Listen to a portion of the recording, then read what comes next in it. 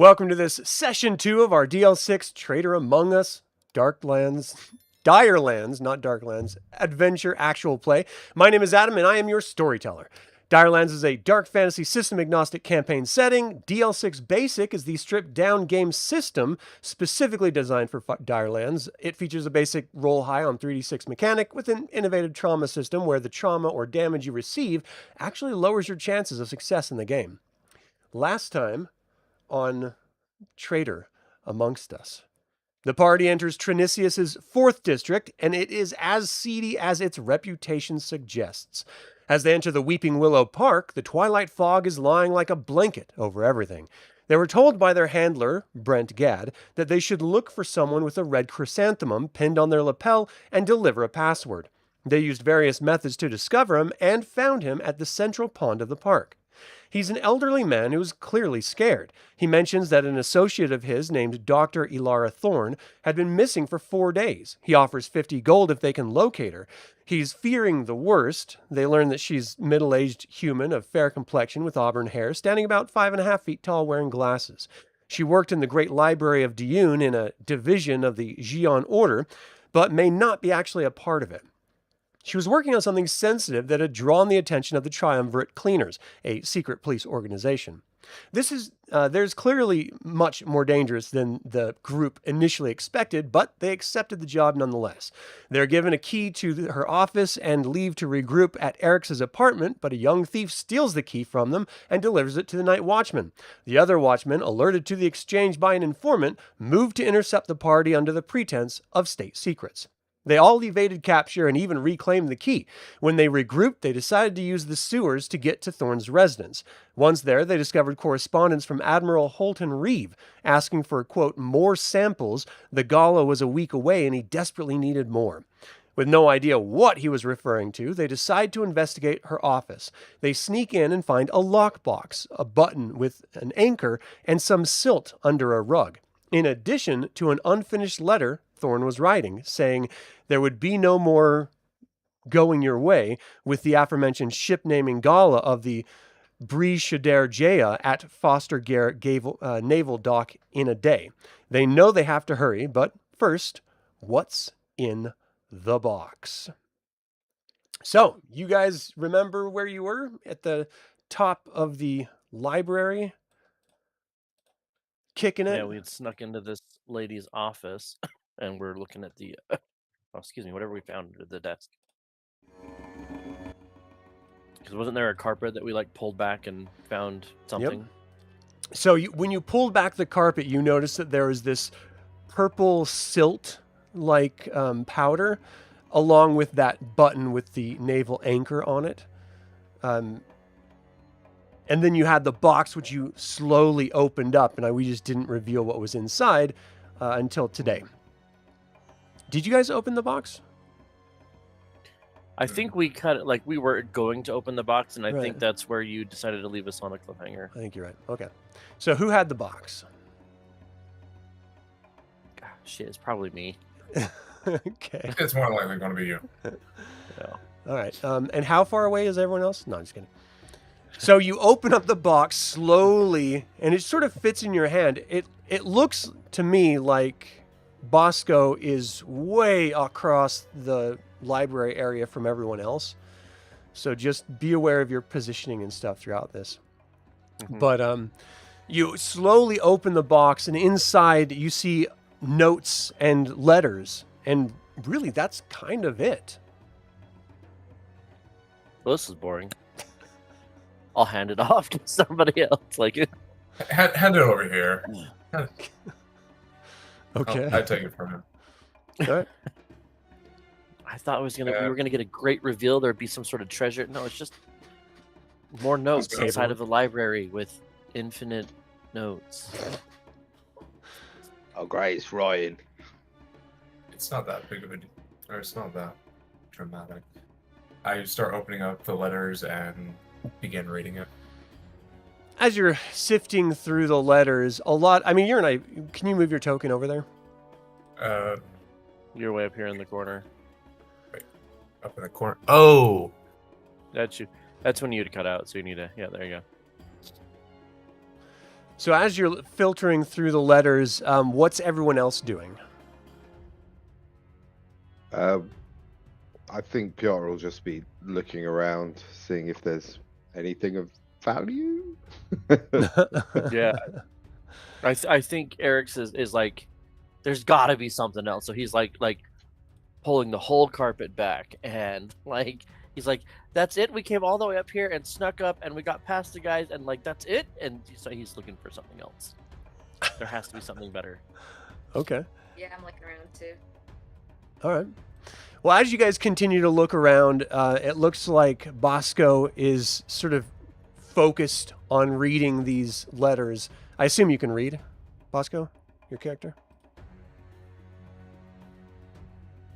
Yeah, I can. Okay. Paused there for a while, too. I was like, wait a second. Can he read? Sorry. So as you're filtering through, really you're different. seeing this phrase pop up a lot, solar axios. And it doesn't really make any sense to you about what it is exactly, but it's referred to often as something that's heat capturing. It's intended to power the DireLands, the naval ship icebreaker. And one of the latest correspondences that you find is the energy draw is irregular. The siphoning of heat for a personal filter is what's destabilizing the Axios. It could react and destroy the device and the dry dock around it if the filtering continues. So clearly something is, well, first of all, whatever this solar axios is, you guys have never heard of it, and so it must be the super secret project she's working on. And second, it's being used to power the DireLands, which means that it's got to be something of immense power. And then there's another aspect of it that's being siphoned off. So who's siphoning it off? Why is it siphoning off? If they continue to siphon off, it's going to explode. Go ahead and give me a mental check, Bosco. Yep. Is Bosco reading all of this out loud? I am. Okay, so I think Eric's like, okay, so is someone You trying said to steal mental? it, or are we trying to blow stuff up? Mental, yeah. Okay.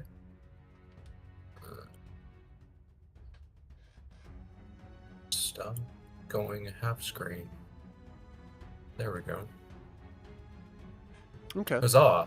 So you do remember that the letter that you guys found inside her apartment from the Admiral mentioned something about him needing more, though it never clarified exactly what contextually he was talking about. So that might have something to do with this solar axios. I'm gonna write all this down.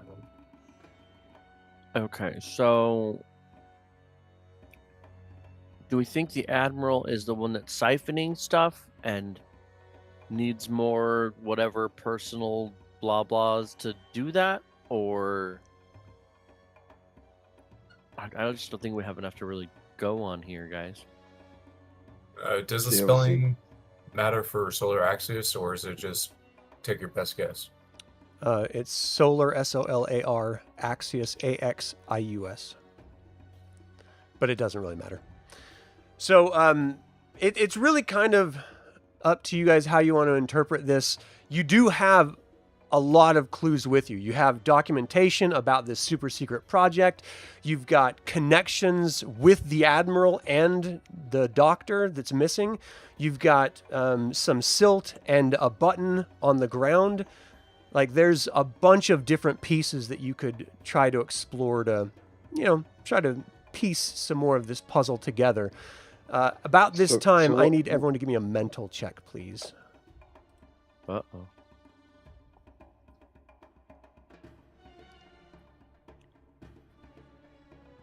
Okay.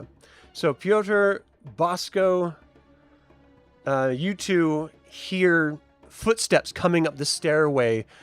You're not sure which one. There's two stairways at the northeast and west corner of this massive library room. You guys are hidden behind about 15 feet of bookshelf that goes up. There are ladders that you could climb on top of that and sort of, walk around or continue slinking behind it. But you clearly hear someone or something is coming up into this room. We got company. We need to I think hide? we should hide. Yeah. So I think Arix is he's gonna very quickly like brush all the purple silt into like a little pouch to keep it for Whoa. later. Give me a physical check, please. As you're brushing it into a pouch of yours, there's not a whole lot of it, but it sort of wafts up into your face as you're sort of shooing it in. And you take this inhale, and instantly your brain just sort of goes on fire, and you feel more awake than you've ever felt in your life. You just feel like you just have tons of energy, and you're going to have a +1 to your physical stat. You're going to have a -1 to your mental and spiritual for the duration of this high. Is there a way to reflect that in the character sheets, or is it something? Just something to remember, yeah. Okay, guys, you know what? I think it's really cool. It's really cool. This stuff it's really awesome. But I think we need to hide. We need to hide fast. We need to hide right now. We need to. Is there a place to hide? Is there stuff over here? And so We've seen that stuff before, ain't we? what? No. I look up Yeah, from the we have. notes, seeing if I could. Our I look up little from the side notes. game. I'll just Did- look at. Oh god. Did his personality just? Yeah. We'll just Did he- guide him That's where the we f- need to go. That's the Freebirds Probably gear. for He the is. best. What's Winged. that? What's the sparkly stuff on your nose? Okay, where are we moving? So we need to be moving. We need to hide. Are we going up these stairs or? Yeah, I am gonna go up there and lie Are you guys down. talking? Are you whispering? Like, what's your... Whispering. Yeah. I would imagine. As we Point- know, if so that's- it's- I'm pointing Get up up these like stairs here. I'm assuming go we're up gonna there? have to like go around like this Yeah, to get up those is that- stairs. but there's ladders. Oh, that I a- thought. Is that a ladder? Oh, there's a there? ladder. Yeah, up the ladder. Yeah, that ladder. That's what I was thinking. So you're 15 feet Okay. high, but if you're standing full up, if someone's pretty No, far away, lay they down. can see you. Okay, so you're belly crawling on top of there? Yeah. All right, give me a physical check to see how well you're crawling up there and trying to stay... Well, actually, no, it's a spiritual check. Give me a spiritual check for your stealthiness of trying to get up there quietly.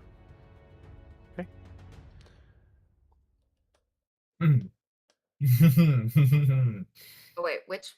Spiritual? Oops. Okay.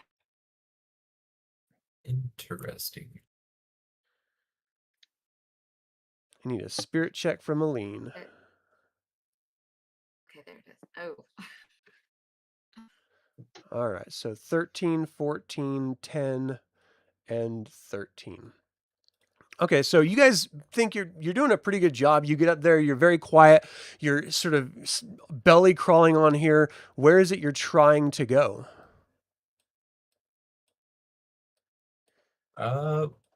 Mainly out of Not really sight. noticed. We're mainly just You're just trying to stay outside. still?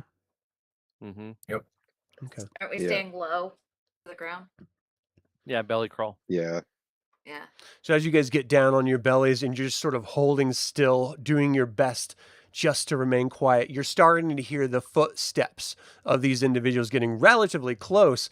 And you sort of hear this almost whisper, I heard something talking. I think they're over in the doctor's area. Sort of, whispering across. You go around the backside. And you can hear them continue to walk around. You're hearing a sort of soft, hard whisper. I don't see anyone over here. We're going to have to turn around. All right, I'm going to go up top. Okay. I'm So this gonna person slide my moves dagger up and out. over.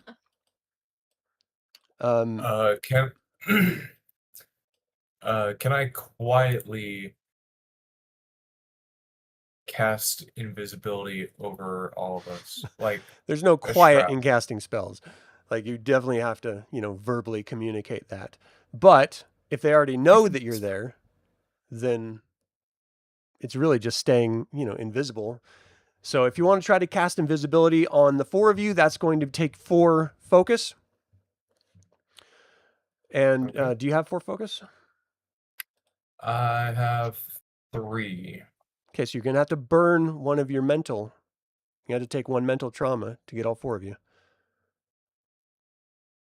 You want to do that? Yeah, I'll do that. All right.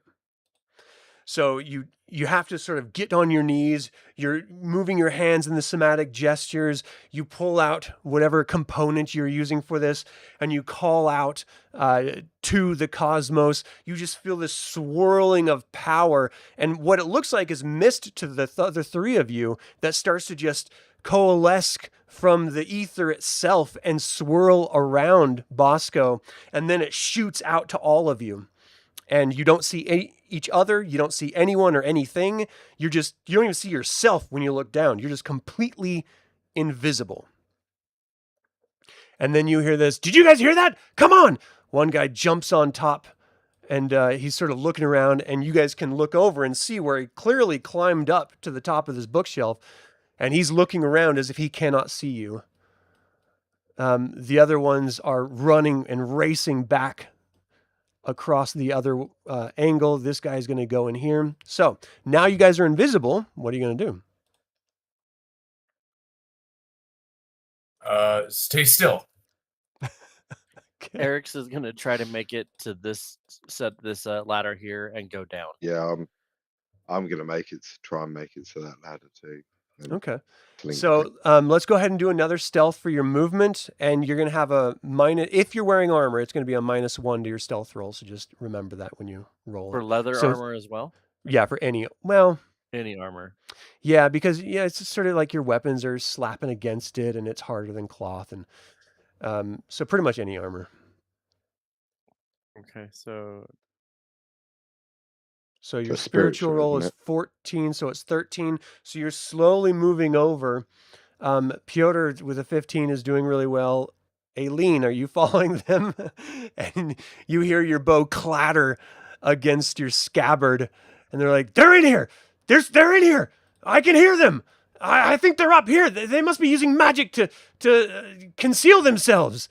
And he starts racing down this way as you guys are actively moving. This one rushes around. "They're probably coming down the back ladder. I'll check them out." This other guy is like running over. "Wait for me. I'm coming." He's racing around. You guys get down to the bottom. So Bosco, you didn't move? No. Okay.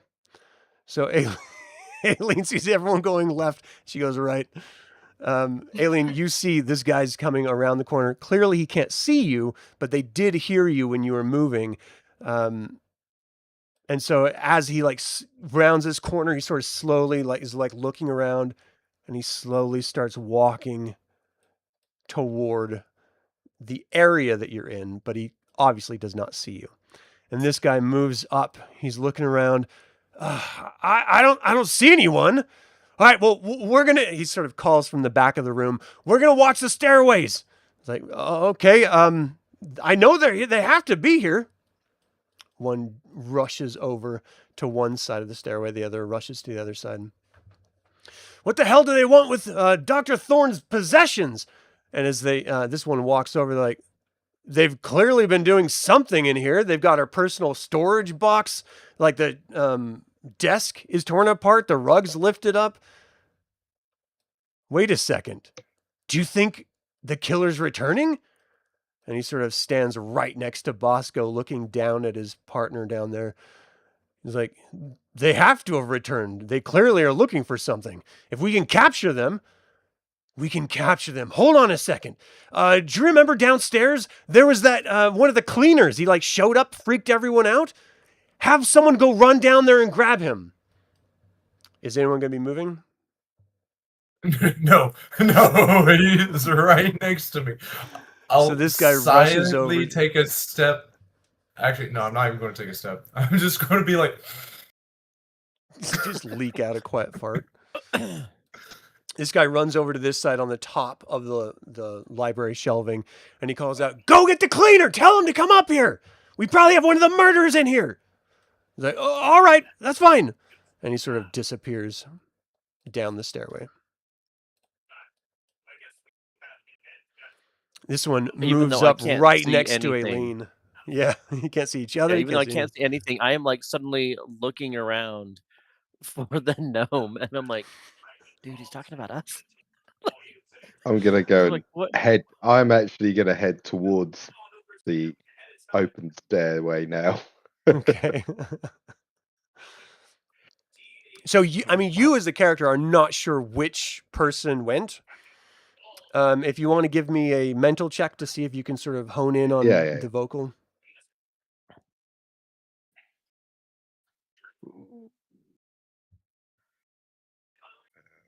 A mental check. Yeah. Yeah. Okay. 16. Yeah, you pretty much have it nailed. It's that upper left corner. Okay, so I'll try and head that way. Okay. So this guy right next to Aelene is like going through and putting stuff back together. Aelene, are you just doing your best to stay still and not do anything else? You're muted. Sorry, muted. Frozen, ready to take steps back if needed, but Okay. trying not to breathe too much or Yeah. trying to be quiet. Well, as he sort of messes around with the desk area, Piotr starts to move.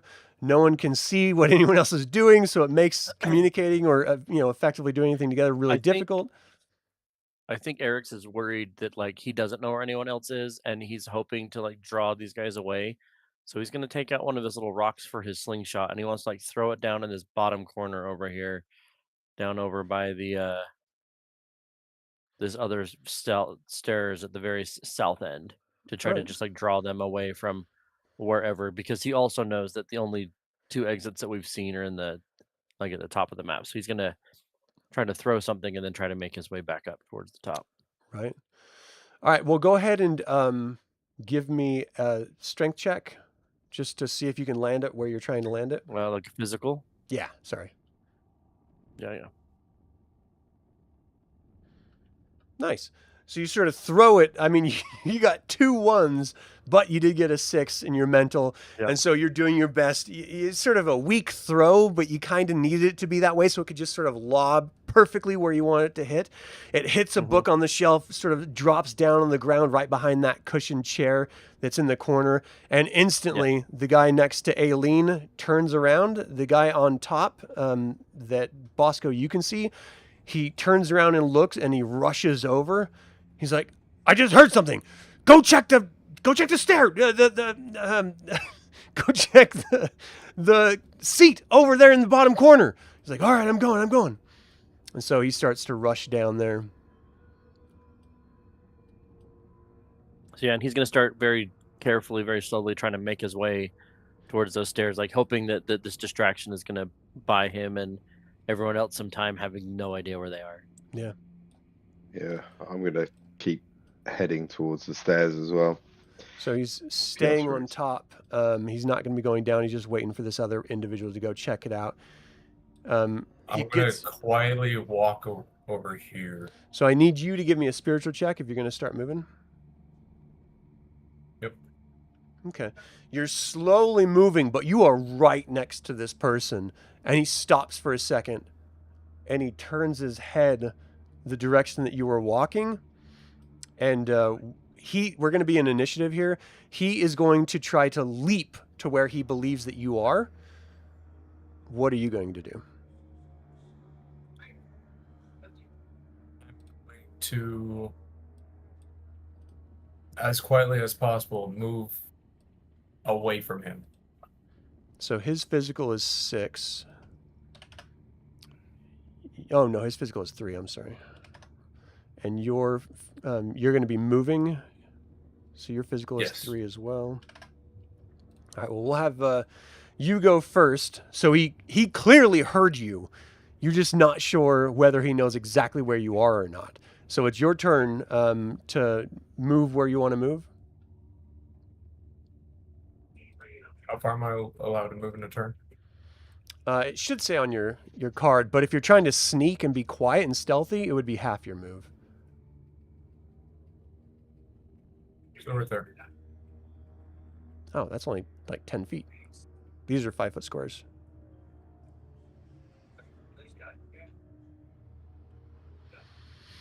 Oh, he's over. That says 15 Oh, okay. from where I was. Gotcha.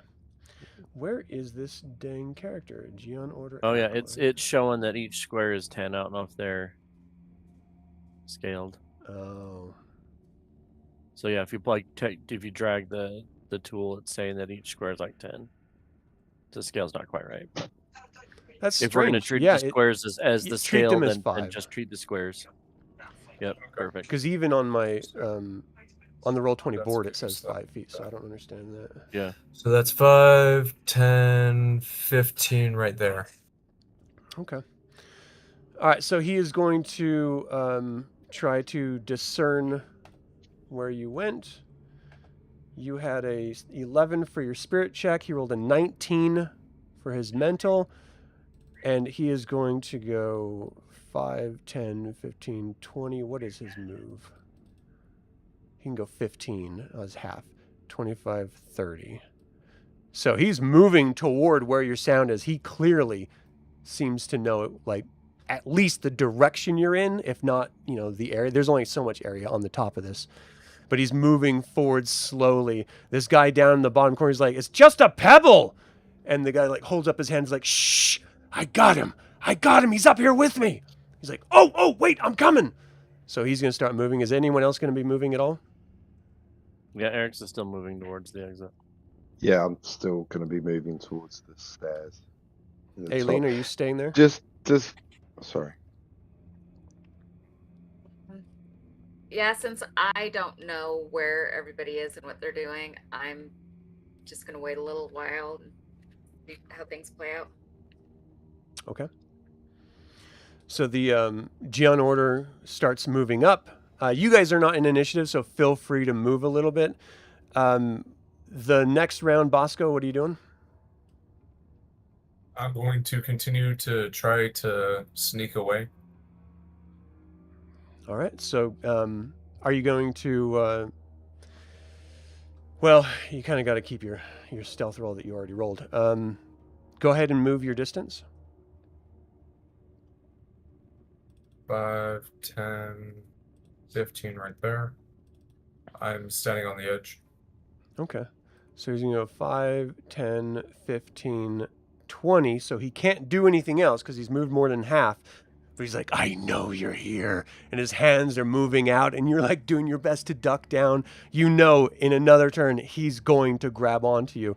And you see this other guy jump up. He's like, where is he? He's like, he's right next to me. He's right next to me somewhere. Get over here. We can cordon him off. He's like, I'm moving.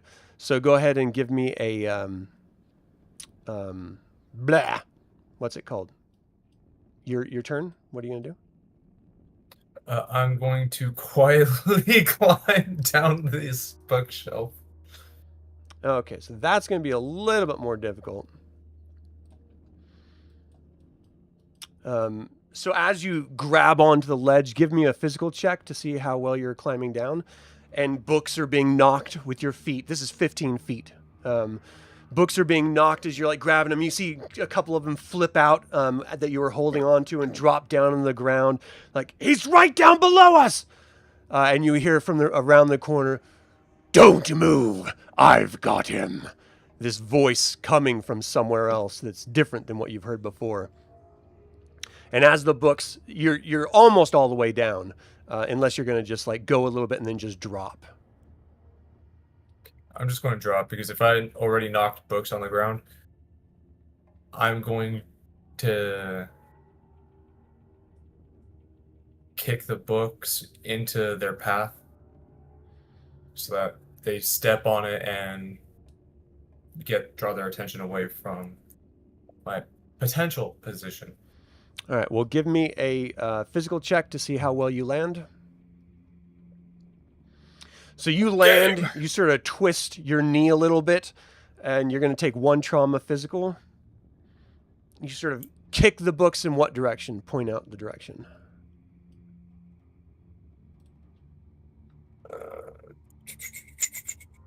Got to zoom out to see. So I could clearly see the guard above. Do I see or hear where I heard the other voice come from? Give me a mental check real quick to see. Yeah, it came from this direction over here. Which direction? I'm not seeing anything. Zoom top out. right. Top right.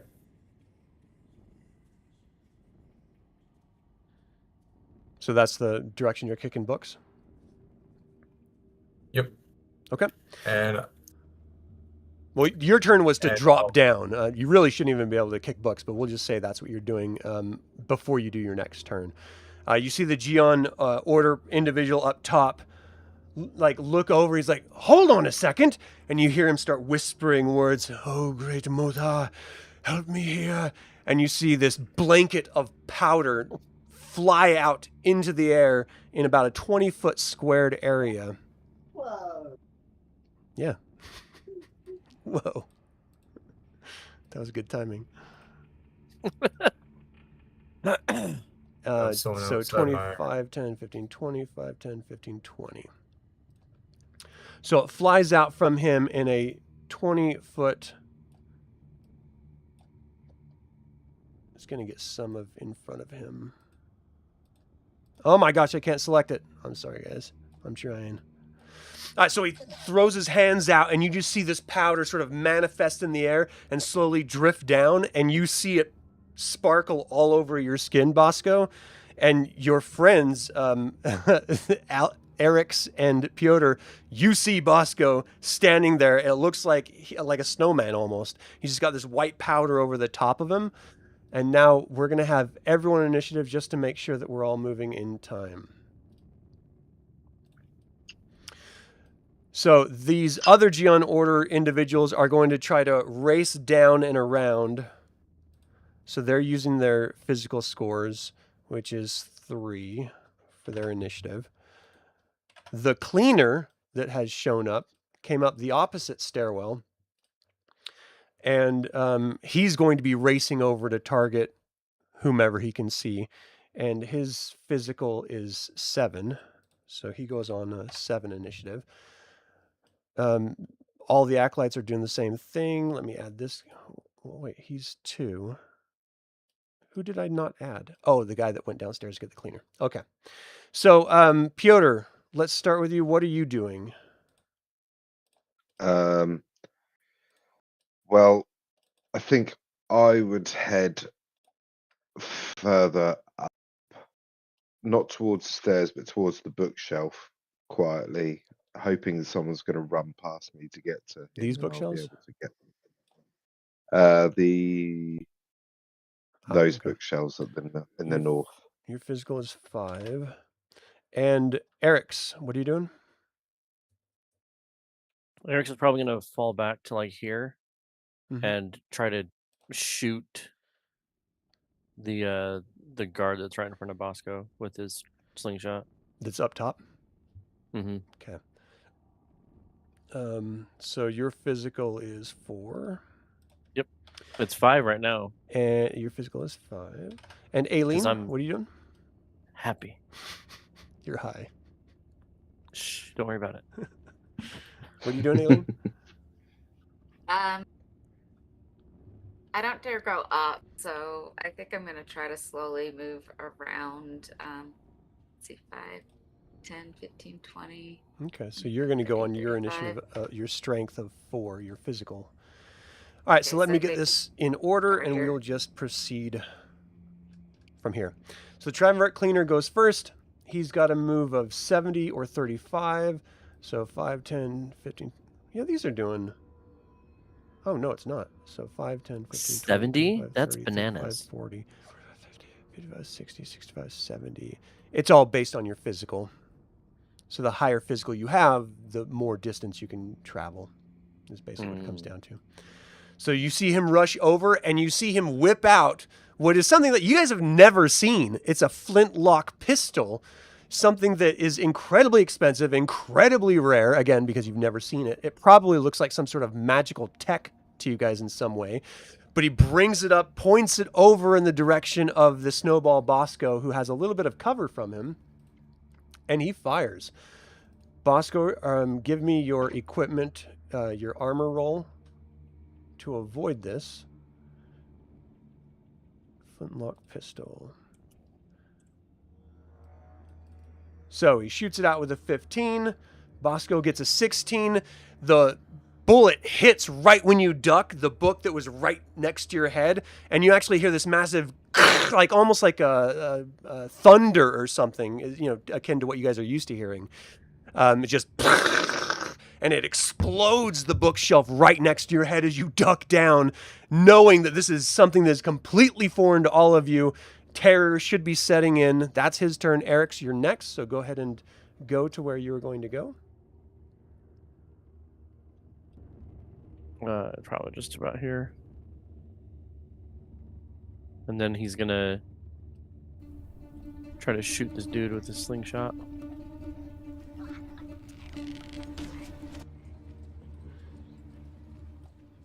All right, so slingshot, let me roll his armor. And then it would be actually one more because of the 5 on the physical. So he got an 18. So the slingshot goes right next to him. He sort of smacks it out of the air with this flintlock pistol, and you can see he's clearly messing with it in some way. This guy? Oh, I'm sorry. I rolled the wrong guy. That's why I was shooting. No, I don't know that this man exists yet. I was running over to the thing and trying to shoot the guy right in front of Bosco. Yeah, you rolled 2 1s. That's brutal. And a 3. So this guy got a 16 as well. So he hears that, and as soon as you loose it, you become visible again. Just completely staring up at him, and he looks up down at you, ducks this magic as the bullet sucks. flies by. Stupid. Some bullshit magic, man. Aelene, you said you were moving. Do better, Bosco. If you're going to try to be stealthy, I need you. You can go half your distance, and I need you to roll a spiritual check.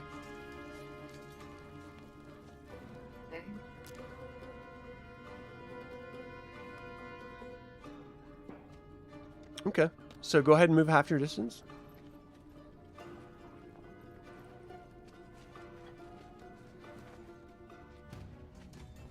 Okay, wait, you said each square is 5? Yeah. Yeah.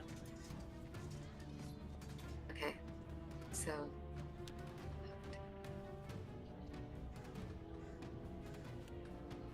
Okay. And then acolyte number 4. I'm going to see if he noticed. You got a 12. He did not notice you. The explosion that is still ringing, echoing a little bit in the room is clearly distracting him. And he's going to race over. So what's his move? 30. So 5, 10, 15, 20, 25, 30. And then number 2 is 5, 10, 15, 20, 25, 30. And acolyte 3. So he's looking down and seeing you. And he's going to 5, 10, 15... and slide down this ladder. He's going to rush over there, grab the ladder, and just slide down it so he can do his best now on the ground level to interface with you in some way. Bosco, it's your turn. Wait, we missed Piotr. I'm sorry. Yeah, well, I'm just going to try and 5, 10, 15, 20, 25. I'm going to head to there. Okay. And turn to face this cleaner. Well, duck down behind the desk. Right. Okay. See what he's doing. All right, so Bosco, you're up. Okay, I'm going to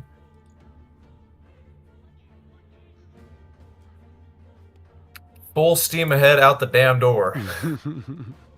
Just running as fast as you can. So 5, 10, 15, 20, 25, 30. And so as you're getting outside of the powdery area, you're noticing your footprints are white behind you as you're racing. that is A-okay. All right. So this is pretty much going to be the same thing. The Triumvirate cleaner is just going to race toward you as fast as he can. He's not going to worry about trying to reload or fire or anything like that. So he's going to just use his physical. The other Gian Order members are also the two on this side are going to go to face off against Arix. And then the third one is going to run after the Triumvirate cleaner. The only person he's seen is Bosco running toward the other stairwell, so that's where he's going to try to face off against you. So, Arix, what are you going to be doing? If they're coming at me, like I'm also going to be trying to moving probably up this way, but I'll pull out my short sword because it's if they're going to get up close and personal, we're going to have to address this differently. Okay. And then, Piotr, what are you going to do? I'm going to wait to see if this guy passes me. And when he passes me, I'm probably going to try and follow him to see if he engages. I'll try and engage him. Okay. It's my idea. Quick question. From behind. Right. For movement and combat, how does that work in the system? So you can move half your distance and do an action, or move your full distance. Gotcha. And Aelene, what are you going to do? Unless you're trying to be stealthy, in which case then your full movement is half your move, and you can't do anything else. Right. So Aelene. I'm just going to keep moving as stealthy as I can around this corner. Okay. All right, so that's it. So then we're looking at the cleaner. He's got a 70, so 5, 10, 15, 20, 25, 30, 35, 40, 45, 50, 55, 60. Can't do anything, but he's like rushing right next to you. He's like, give up now, and I might let you live. We've got questions. So that was him. Arix, you're up. 5, 10, 15, 20 actually puts me right there. I think he kind of stops a little short and goes, oh shit. You're like, ee! Hi. But he's got a short sword in hand. I guess, can I attack this guy that's now trying to hurt Bosco? If you moved half your distance, yeah. I did. My move is 40 and I went 20. Okay. So I'd face him and I'll take a swing-a-ling with my short sword.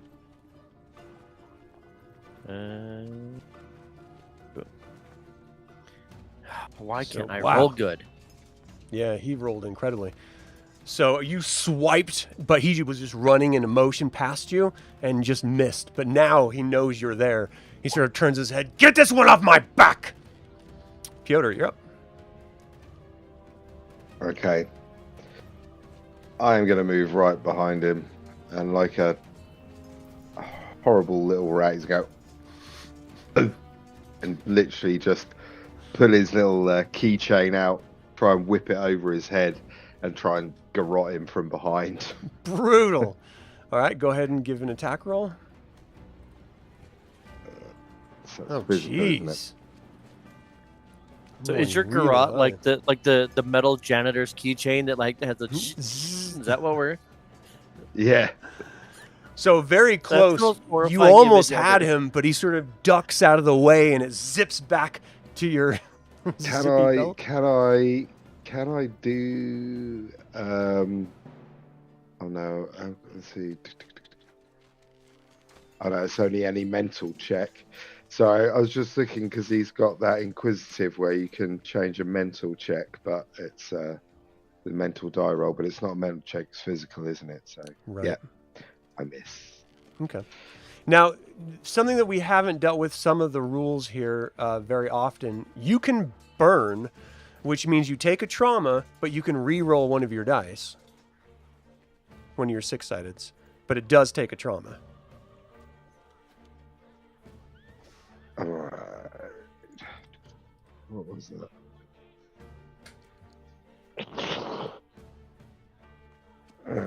No. No. Okay. No. Aelene, go ahead and if you're going to move stealthily, you can keep your last one if you'd like and just go ahead and move half your distance. There's clearly something going on out there that you're not aware of. Some sort of combat or action, some sort of explosion happened. All right. So we are at the Acolyte number 4. He's going to do 5, 10, 15, 20, 25, 30. He's at the top. Acolyte 2, 5, 10, 15, 20, 25, 30. And Acolyte 3. 5, 10, 15. Can't do anything. 20. He gets up behind you. He's like, "You're not supposed to be here! You killed the doctor! You're going to pay for this!" Bosco, you're up. Kill the doctor. We Hey, you didn't guys kill are the doctor, investigating we're the looking for doctor's- the doctor. You guys are investigating the doctor's missing? 5, 10. I'm running away. 15, 20, 25, 30 up the staircase. So that goes down, actually. All right, so you're Down the just doing your staircase. best to evade capture. I need to know if everyone else is going to be engaging in full-blown combat with these people, or if you're also going to be trying to evade, because it would be a different situation. If you're evading, then it's a skill challenge. If it's combat, then clearly we're in initiative. I think I Arix think was I'd trying probably- to evade. Like he was Yeah, I'll be attacking trying to because evade. Get this out. other ally was being attacked. Mhm. Right? I don't think that Arix feels like he can take on, these soldiers. Like I think he's just trying to get out. Okay. So the Triumvirate guy is clearly going to be trying to chase after Bosco. Neither of you hurt him, so he's not really concerned about you. And Bosco's the only one that the priests, the Gion Order scholars, actually called out. So he thinks that is the one. So he's going to go off and try to find him. So Piotr, or Arix first, what are you going to be doing? I think just still running, Okay. probably towards the stairs, like the same pathway. And Piotr? Yeah, exactly the same. I'm going to be heading out And Aelene, what are you doing? and down. All alone. Do some studying. I'm just slowly making my way around. I don't know where anybody is right now. I'm Right. trying to slowly find anybody carefully, quietly. Okay. So as you're moving around, you guys are racing down the stairs, and one after another, you guys are hitting the stairs and just taking 2 or 3 at a time, smacking against the wall. This is a pretty tight turn. Piotr, you're racing down. Give me a physical. Nice. So you're racing down. You see a doorway. You grab the door and you jump into it and sort of hide yourself, thinking this is probably the best case. This guy clearly could move a long distance, and you're probably not going to be able to outrun him forever. And you see his body race past you. Piotr and Arix and Piotr, can both of you guys give me a physical check? Well, this will be 5 currently. I'm just going to change it temporarily, and I'll put it back when I'm not high. Okay. Whoa, nice. 18. Jeez. Yeah, you're taking stairs and you're flying after him. This guy clearly has longer legs than you do, or he's just healthier than you are, and he outpaces you. But as you're rushing down, you clearly are evading the Gion Order acolyte that's running after, slow down! We need to talk about Dr. Thorne! And Piotr, what do you do? You're running, so give me a physical check.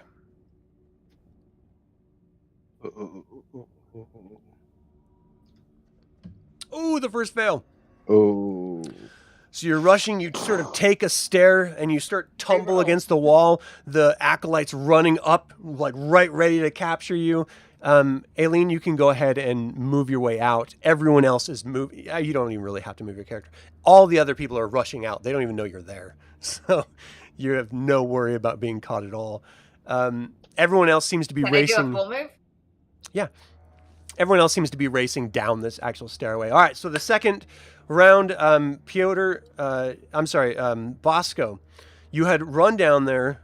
You're hidden with your first success behind the doorway. You actually hear the rushing go by what can only have been the cleaner, and then you hear another set of footsteps rushing by that's pretty close to the doorway that you're in, and you hear some stumbling further up the stairwell. What do you do?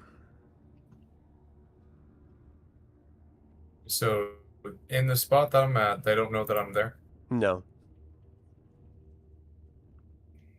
So I'm kind of out of sight, out of mind kind of position. It would appear that way, yeah. I'm going to continue to hide behind the door. Okay. So then, Arix, as you come rushing down the stairway, you don't see or hear the cleaner anymore. You just hear stumbling from behind you, and you sort of see a closet door as you're rushing by. Give me a skill check. What are you going to be doing? Probably stopping and turning around, because the stumbling I have to assume is someone else in my party. These other guys seem to be pretty on it, so Right. he's gonna double back and try to help out whoever's struggling. Okay, so you double back, you get up the stairway, you see Piotr there. Piotr, what are you doing? Is the guy right upon me? Because if not, I'll just carry on. No, he's got a booking 30 it. move. What's yours? Mine's 50. Yeah, so you're outdistancing him. All right, I'll just continue to book it. Okay. So Piotr just sort of grabs you and leaps past you and continues running. Give me another skill check for your physical, Piotr. 60. Nice. You pass by what looks like it's probably like a janitor's closet door or something as you're spiraling down. And then remember, you guys are a couple floors up, and you know that there was like a science research floor that you had passed already. And there's, a couple other odds and end doorways that you can sort of do your best to hide in. Knowing that if you continue down, you're eventually going to run into the cleaner who, if he doesn't see who he's looking for, he's going to continue running back up probably. So you don't want to run into him. Where do you think you would do your turnoff, or when you would do your turnoff, Piotr? I'd probably try and... Oh, the lab. Wasn't it locked last time we went on the way up? It was locked, wasn't it? Or did it just say... yeah, so he'll... I think you needed a card to get in, a key to get in. Yeah, that was it. He'll probably... he'll be looking for somewhere to try and... Oh no, because has he seen me? He has seen me, hasn't he? So, yeah, he'll just be looking for... He'd probably try the lab and see if he could pick the lock quick enough to get in. So on your next turn, you're going to try to pick the lock. Aelene, feel free to move. Piotr, you're out in, I'm sorry, not Piotr. Bosco, you're still in that closet. Are you going to do anything on your turn? Nope, I'm going to stay as quiet as possible. Okay. And then, Arix. Do I hear these guards yelling about, stop, we have to talk to the doctor? Give me a mental check, because you were you were in front of Piotr, who he was yelling it at. Right. Yeah. I think I still have my short sword out, and I'm kind of just leveling it out towards him and being like, we didn't kidnap the doctor, we're trying to find the doctor. And like he's like slowly backing down the stairs, hoping to have a conversation that's not going to end in his death. Give me a spirit check for persuasion here. Okay. 14. So he sort of skids down the stairs and stops and sort of looks at you. Why are you threatening me with a sword then? Because you started threatening my friends. All we were trying to do was grab you. Clearly, you guys were rummaging in places you're not supposed to be. Well, that's what happens when you're trying to find someone who's disappeared. You It's follow the clues. You're not supposed to be up here. If you're here in an investigation in official capacity, you should have said something. You should have warned us. You shouldn't be sneaking around throwing your slings at people. We were told to be quiet about it in our official capacity. If you want to get Not out of trust this anyone. library, you're going to have to come with us. Do you understand? I'm going to need some assurances before I just come with us. If the cleaner gets you, I can assure you're going to see a dungeon for the rest of your days.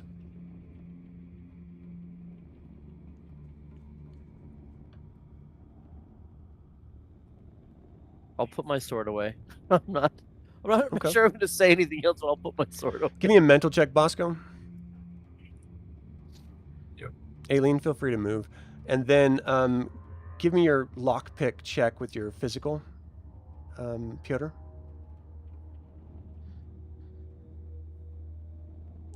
Yeah, with a 14, unfortunately, it's not high enough. You're doing your best to quickly do it. As you're manipulating the door, you're hearing talking coming from further up the stairway, like an actual like rushed conversation of sorts, and you're hearing like footsteps below you as if they're coming back up, like racing sounds, like.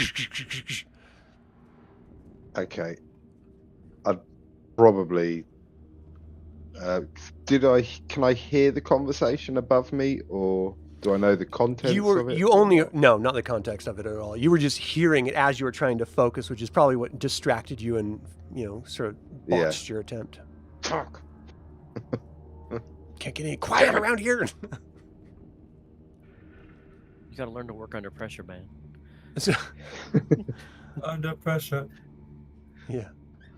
All right. So, Aelene, you're moving. As soon as you put your sword away, the scholar in front of you, the acolyte in front of you, reaches forward and sort of grabs the sleeve of your arm right here. He sort of like tugs at you. Follow me, and he starts rushing up the stairs again. Yeah, I'll go with him. Like, he hasn't like tried to strip me of my weapons or anything else, and so I feel like I still have. They didn't attack you guys at all. You guys attacked them. I didn't attack. Context clues, okay. Yeah, I'll follow him back up. Okay. When you're sneaking around places you're not supposed to be, and then people come after you, you stabby first, and then you ask kill questions later. Okay, yeah. So he's trying to rush up the stairway. Piotr, you're hearing stairway footprints going up the stairway from in front of you and behind you. Bosco, you're hearing talking coming from up in the stairway. Clearly, it sounds, you can't hear exactly the words, but you can hear that it's your friend's voice. You definitely recognize it. And Aelene, as you're going down invisible, you're seeing them coming back up the stairway together with the acolyte. And the other acolytes are like rushing up behind you as you're getting close to that stairwell. So what do you do, Aelene?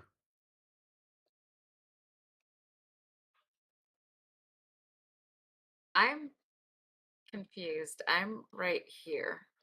Yeah, I mean, because everyone's on a skill challenge, not actual initiative order, we're not actually using the map for like location or anything. It's just the idea of you racing through and heading toward the stairway, and that's where everyone else is converging and coming back from.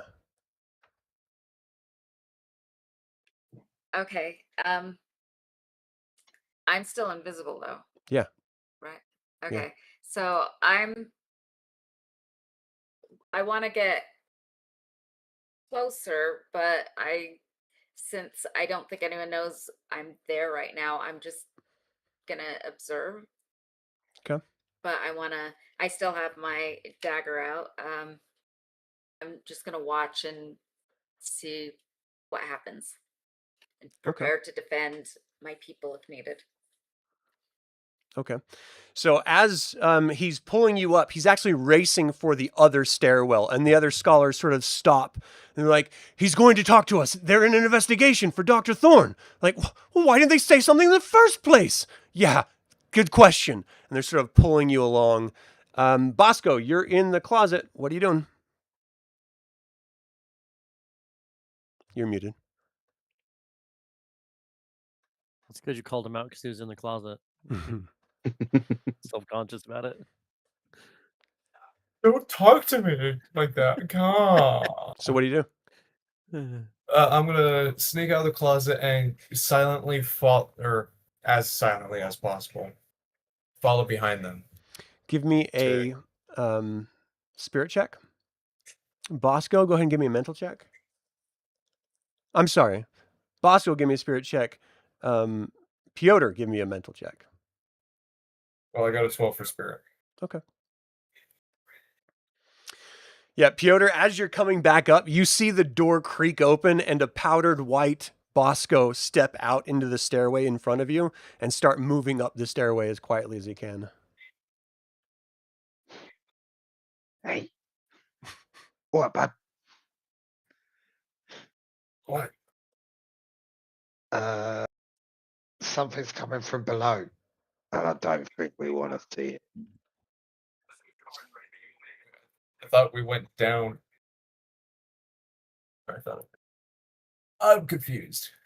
You went partially down the stairway and hid in a closet. Everyone else passed you by except for Arix and Aelene. They're still above in the stairwell above you, moving across the library at this point. So only Piotr and you went down the stairwell. Now the cleaner continued to go down. Clearly he was faster than any of you and didn't see you, so you must be back up behind him somewhere. So he's coming back up to investigate where you went off. And there's only a couple places that you could have gone, so he's clearly going to be checking those. So if you don't want to be caught by this cleaner, you're probably going to have to go back up in order to, or do your best to try to hide in that closet and hope he doesn't open the door. You've got white footsteps following you, bud. Well, clearly they're crap at looking because they didn't follow me to the locker. And you didn't see that you one. have whiteness on you. Your footprints have worn off by the time you went down the stairway. Like the powder from your footprints wore off. Well, either way, people are bad at looking. So what are you going to do? But the cleaner isn't here, and it's best we should get moving before the cleaner does. I'm gonna head up. I'm Okay, gonna keep you're heading up as well. Piotr and Bosco are heading up. So Aelene, you see two of the acolytes, or actually at this point now, the three acolytes, the fourth one is still wherever he is, leading Arix to the other stairwell, and they start going down the other stairwell. What do you do? I'm gonna follow behind at a safe enough distance, but still close enough to keep up and hopefully be able to Tell me defend what you it. think a safe enough distance is. 15 feet. Okay. So you're trailing after all of them. They're not saying anything. They're trying to rush him as quickly as possible. And then Piotr and Bosco, you come up the stairs and you see them going down the other stairway. So just to make sure I understand this, it looks like they have come like up here. They came up the stairwell we were in, and then they've gone all the way over to the other side and are going down this far stairwell. Yes. Okay. So I can't speak on behalf of him, but I'm going to follow them to the other staircase. All right. Yeah, I'm gonna be following them down. Is it still initiative, or am I good to move? We're not using the map because it's a skill challenge, so you guys are just moving after them. Sorry. So you're continuing. Are you trying to be stealthy? Because then that means you're only moving half your distance. Yeah, I'm gonna move stealthily. Okay. So as you're going slower, you're now hearing very clearly that the steps are rushing up toward you from below. Like that cleaner is getting closer and closer because you guys are going so slow to try to continue staying stealthy. Piotr, were you going stealthy as well? No, I'm going to be booking it. Just full out running? If I see him booking it, I'm just going to book it. Okay. So Aelene, you hear running coming up from behind you. You see Piotr and Bosco as they're rushing toward the stairs that you're slowly going to enter to follow at 15 feet behind of the other people that just went down the stairs. Racing across, give me a physical check, Bosco and Piotr. And give me a spiritual check, Aelene. Nice.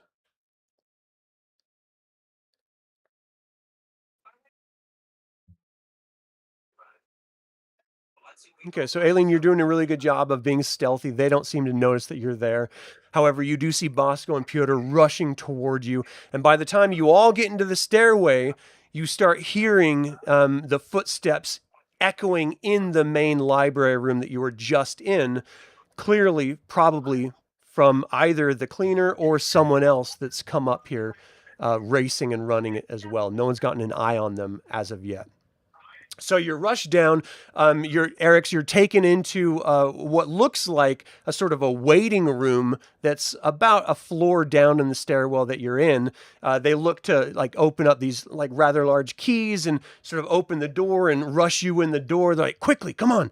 And the other three are rushing in. About that time, Aelene, you're coming down invisible, and you see that they're all going into a door, and the guy is about to, come in and close it behind him. What do you do?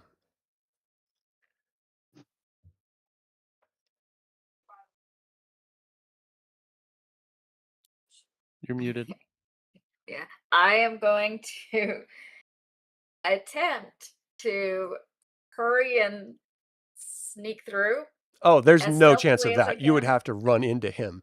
So he's not holding it open. He just rushed the other people in, and then he's heading behind them to go in and close the door. So you can either like pile and like run into them to get in the door, or alert yourself to them or alert them to yourself so they know you're there, or you're just going to have to wait on the outside. But it's not like a slowly closing door that you can slip into. And everybody will be on the other side of it. Yeah. Okay. I mean, not Piotr and Bosco. They're behind you.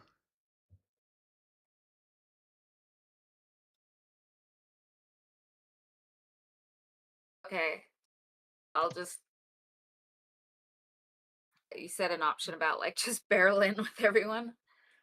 Okay, so you're going to rush and like run into the scholar?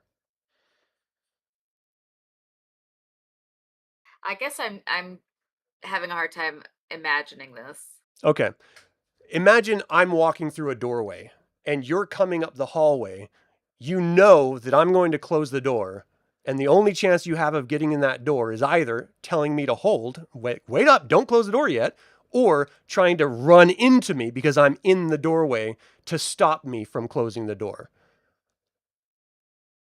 Does that help? And my two people here are So Arix Going- and the guards went through the door. You're following behind. Bosco and Piotr are farther behind you. Yes. then I'm not gonna let them know I'm there yet. I'm just watching how things play out. I don't want to reveal myself yet. Okay. So the door closes. You're sort of standing there, Piotr and Bosco. You come rushing around the corner, and you don't see where they went anymore. You're just sort of standing there. Have we got any clue of where they went? I mean, there is a doorway there, but there is the door. you didn't hear like a door click or anything like that. Okay, but we've Can seen. I whisper to them, or do I have to wait? You can whisper. Okay, so if I'm close enough to whisper, I'll let them know they went through that door.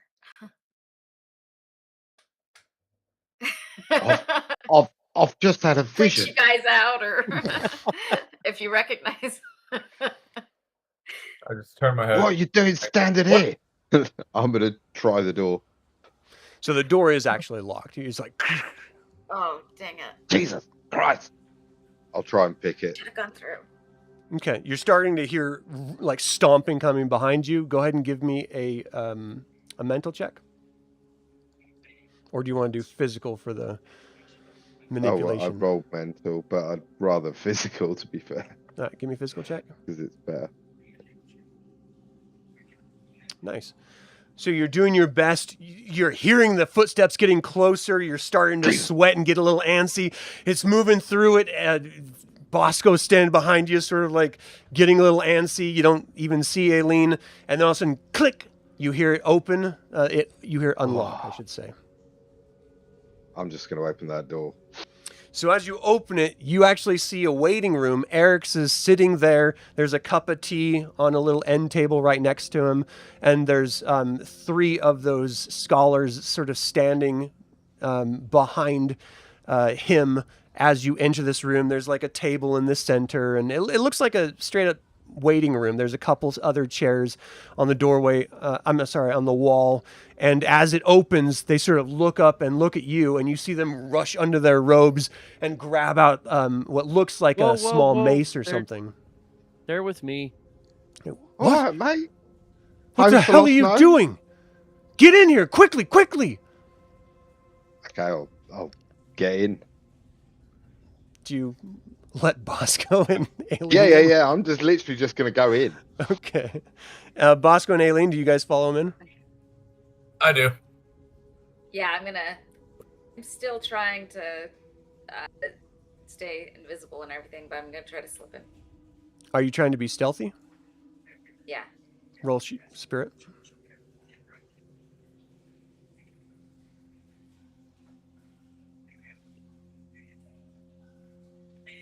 Yeah, as you're walking in, there's enough people and the movement and sound that's sort of deafening your footsteps as you're coming in. So the door closes. You see one of the acolytes rush over and lock it and sort of pockets the key and like turns around and does a deep sigh. I wish you would have told us what you were doing before you attacked us. We could have avoided alerting the cleaner. So why don't you tell me what you know about Dr. Thorne? Well, I know something. Look at you. Would you like some tea? Have a seat. I'd love a cup of tea. Please sit down. He like motions over for another acolyte, and they're just like walk over to a different room. Have you got any biscuits? I'm sure we could rustle something He's up. always hungry. Sorry. Oh, thanks. I tell you what, I got this lovely tea. I got a couple of months ago. It's dried beautifully. It's a herbal variety. As you say that, you hear the door just like pounding on the door. And he just, like the acolyte that was talking to you sort of freezes. You can see his hand is trembling a little bit. And he sort of like looks at each of you in turn and walks over. Yes? You're on the other side. What's going on? Where are they? Have you found anyone? He sort of looks at each of you. No, I haven't found anyone. It's tea time, so we thought, would you like a cup? He's like, tea time? No! If you see something, let me know. And you hear these footsteps trailing away in the stairwell. He sort of like leans up against the door and does a big sigh. Those guys are mean. Look. Yeah, we know. How did you hear about Dr. Thorne in the first place? We were hired to look into her disappearance quietly, which is why we didn't tell anyone. We were told we could trust no one. We know that she's been missing for a couple of days, that she was doing some sensitive work here in the library, and that's mostly it. We've been trying to figure out where she's gone and where she's disappeared to. Who hired you? I am not at liberty to say. See a little tray of mini cakes and biscuits comes over and he sets it down. He's like, would you guys like some tea as well? And he sort of brings a little teacup in front of Piotr. Did Aelene make it in here? Who? Never mind. What do you guys know about Dr. Thorne's disappearance? I'm sorry, we can't talk about her. Not to anyone, not to you. We don't even know who you are. You say you're hired from someone, but you have no proof. We can't trust anything you're saying is true. Now, I went on a limb even after you tried to hit me with your sling, which was very rude, and your powdery friend here. I don't understand why you were running in the first place. You guys should just tell us what you're doing. This is a public library, just some areas are off limits. We could probably have helped you a little bit if you would have been up front right off the bat. But your subterfuge makes us think maybe you're spinning a yarn now. Well, this is a lesson for all of us, lads. And I think, one and all, that we need to show a little bit of honesty, a little bit of, you show me mine, I'll show you your... anyway, whatever. Sort of looks at the halfling and the half elf like, what? Show what? Let me tell you a little story. A few months ago, we're private contractors, and a few months ago, I was engaged to save a young man's life by his own family, because that's what we do. We are the finders of lost children and wayward souls. Now, on this mission, we found that a vicious group, a nasty group called the Freebirds and the Cult of Freighting. Never heard of them. Never. I know. They're a nasty bunch. You don't want to hear of them, and I think they've disappeared. Something was very interesting in this investigation of ours. We found a pinkish powder that was all over the floor of the said doctor's desk. And this gang, I didn't see any powder. I was there. Don't worry about it. My friend here, he brushed it up. It's a nasty piece of work. That Well, very let me Morris. see the powder. Don't sniff it. Why would I sniff it? Don't. Show me what Don't you're worry saying about it. is true. A little bit of trust, as you said. Here. He sort of looks in like, huh. He hands it back. So you found that where? We found it in the wild. I'll name the temple. I can't remember what the temple was called, but it was just a hideout. Yeah. It was in an old church. So why did you bring it here then? We didn't bring it. Why is it in his bag? Well, because he That picked it up. powder- It's evident. We found it at the doctor's desk or underneath. The really by her desk. interesting thing about this powder is the gang, this cult, it was all a front. It was a front so that they could get members of the hoi polloi, those in the upper echelon government, to do what this gang wanted. I think it was a front, personally. Sort of backs The young up man and sits down in a chair as you're telling it. His face is going a little bit white. The young man, unfortunately, was embroiled in this, thinking he was doing a good thing to bring his family out of their poverty-stricken lifestyle. But we certainly soon showed him that he was doing it for all the wrong reasons, and that they were not to be trusted, and they weren't, because they tried to kill him. I'm sorry. What does this kid have to do with Dr. Thorne? This kid has nothing to do with Dr. Thorne, but the powder, and the people that were distributing the powder. Now that has everything to do with it. It was found all over her desk. So you think that she's using the powder? I think that the people who were trying to take her were somehow involved in the same group, and the group now goes by a different name, or under different authors, or were being controlled by the people that are supplying the powder to do their bidding with the use of the powder, because it is highly addictive and very Moorish, as I said before. It's not addictive. Oh, it is, son. Wait until they try and take it away from you. No one, don't take my powder away. Why would you do See? that? Told you. All right, so you can clearly see he's disturbed by what you were saying. And he sort of speaks up. This makes perfect sense why the cleaners are involved then. If this... Because they're drug dealers. Not the cleaners aren't drug dealers. They're the secret police for the Alright. Triumvirate. If they have contacts in the Triumvirate that are compromised, then clearly the cleaners would be searching them out. I don't know why that would lead them here, except that if Dr. Thorne has something to do with that powder... Oh my... She was dealing with something secret, and only a handful of people in the Gion Order knew about it, and that's above our pay grade, as it were. I know it had something to do with the military, which means it wraps up with the Triumvirate. Look, we need to smuggle you guys out of here. Do you have any leads on where she might be? But it's not ours. What's not yours? You're right on it having to do with something with the military, but it's not this government's military. I don't understand. The different kingdoms. Or Oh, yeah, I forgot to say, the guys who were smuggling the pink powder in, they were orcs. There were You know what I orcs? mean? Uh-huh. Yeah, I think I do know what that means. Locastin. Exactly. Okay. I need you guys to leave this library immediately Have you got and sewer access? figure this out.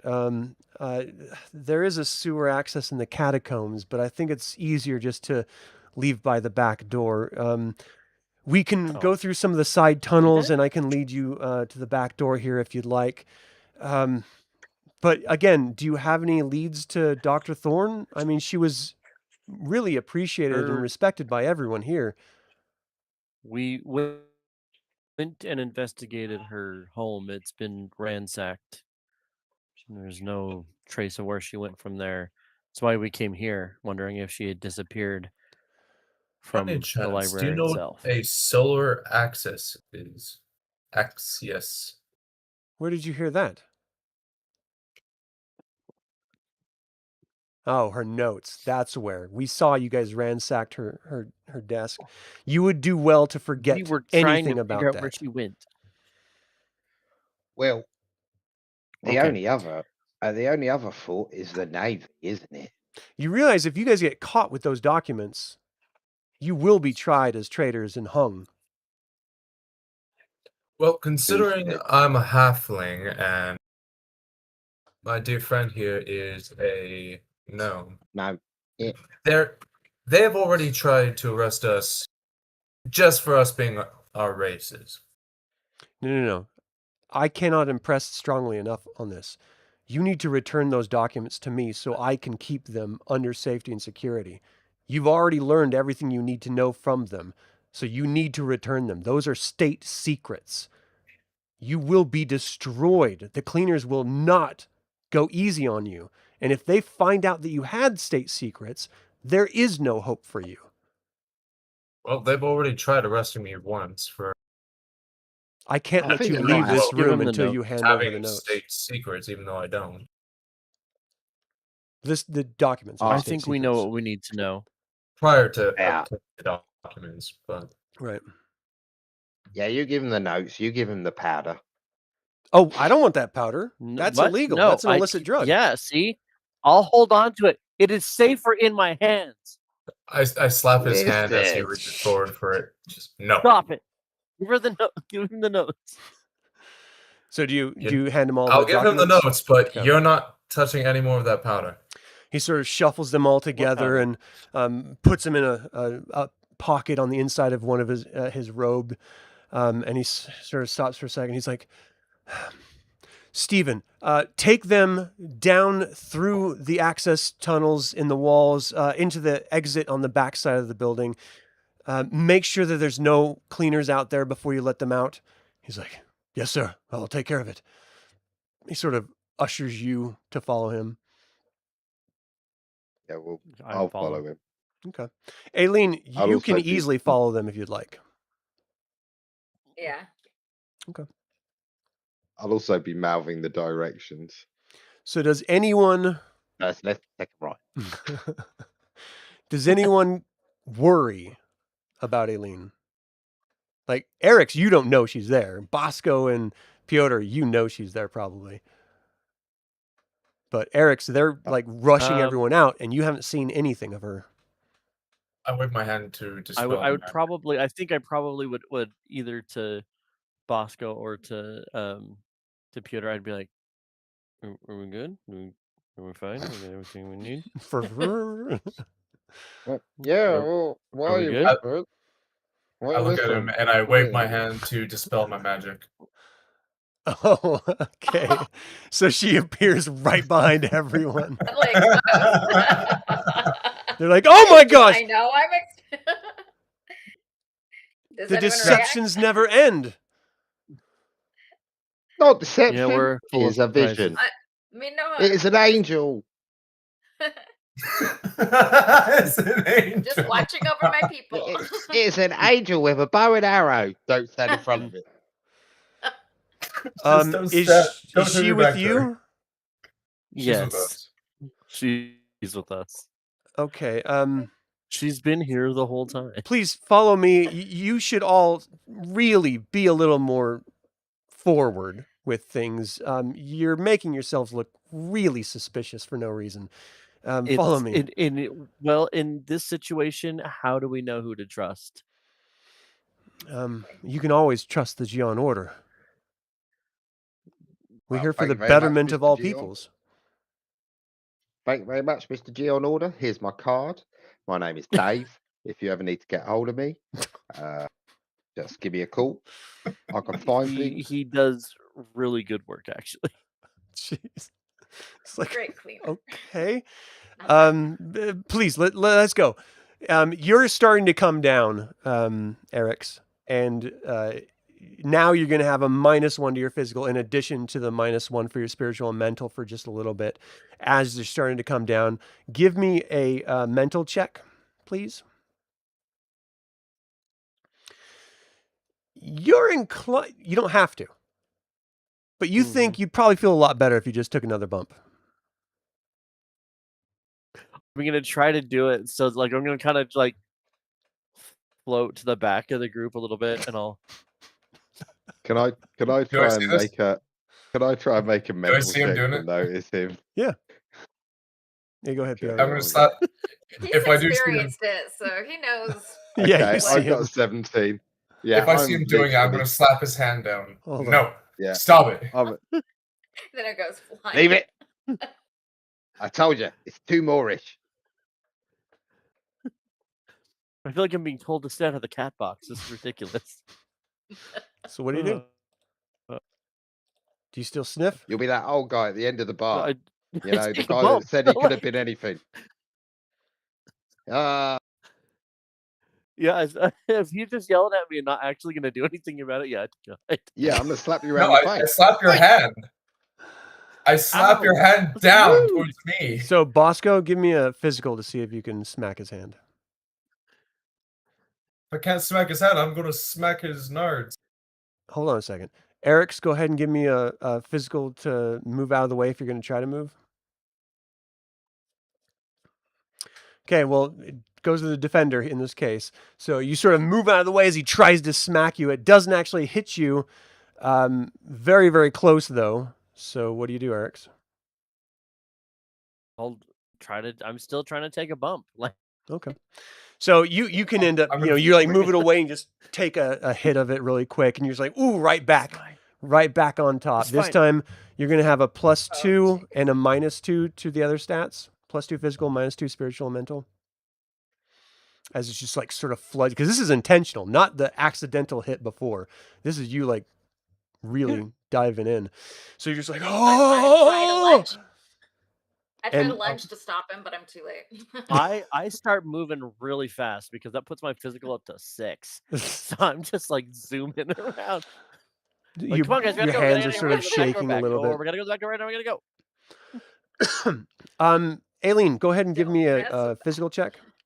And Arix, give me a physical check. As you're lunging at him, Aelene, to Physical try to shit like out of this. stop him or grab the bag or something. He's just too fast. He just grabs it, packs it away, and just starts It's It's mall fine. walking. Don't worry about it. It's gonna be okay. No. Come on. Right. Leave him alone. He's gonna back start turning away, in tricks and in I'm a day or so. We've all got our own journeys to walk. I'm gonna try and pick his pocket as he's going down the hall. I'm like speed walking. All right, Way ahead. all right. I got 60 feet of movement. I am so gone.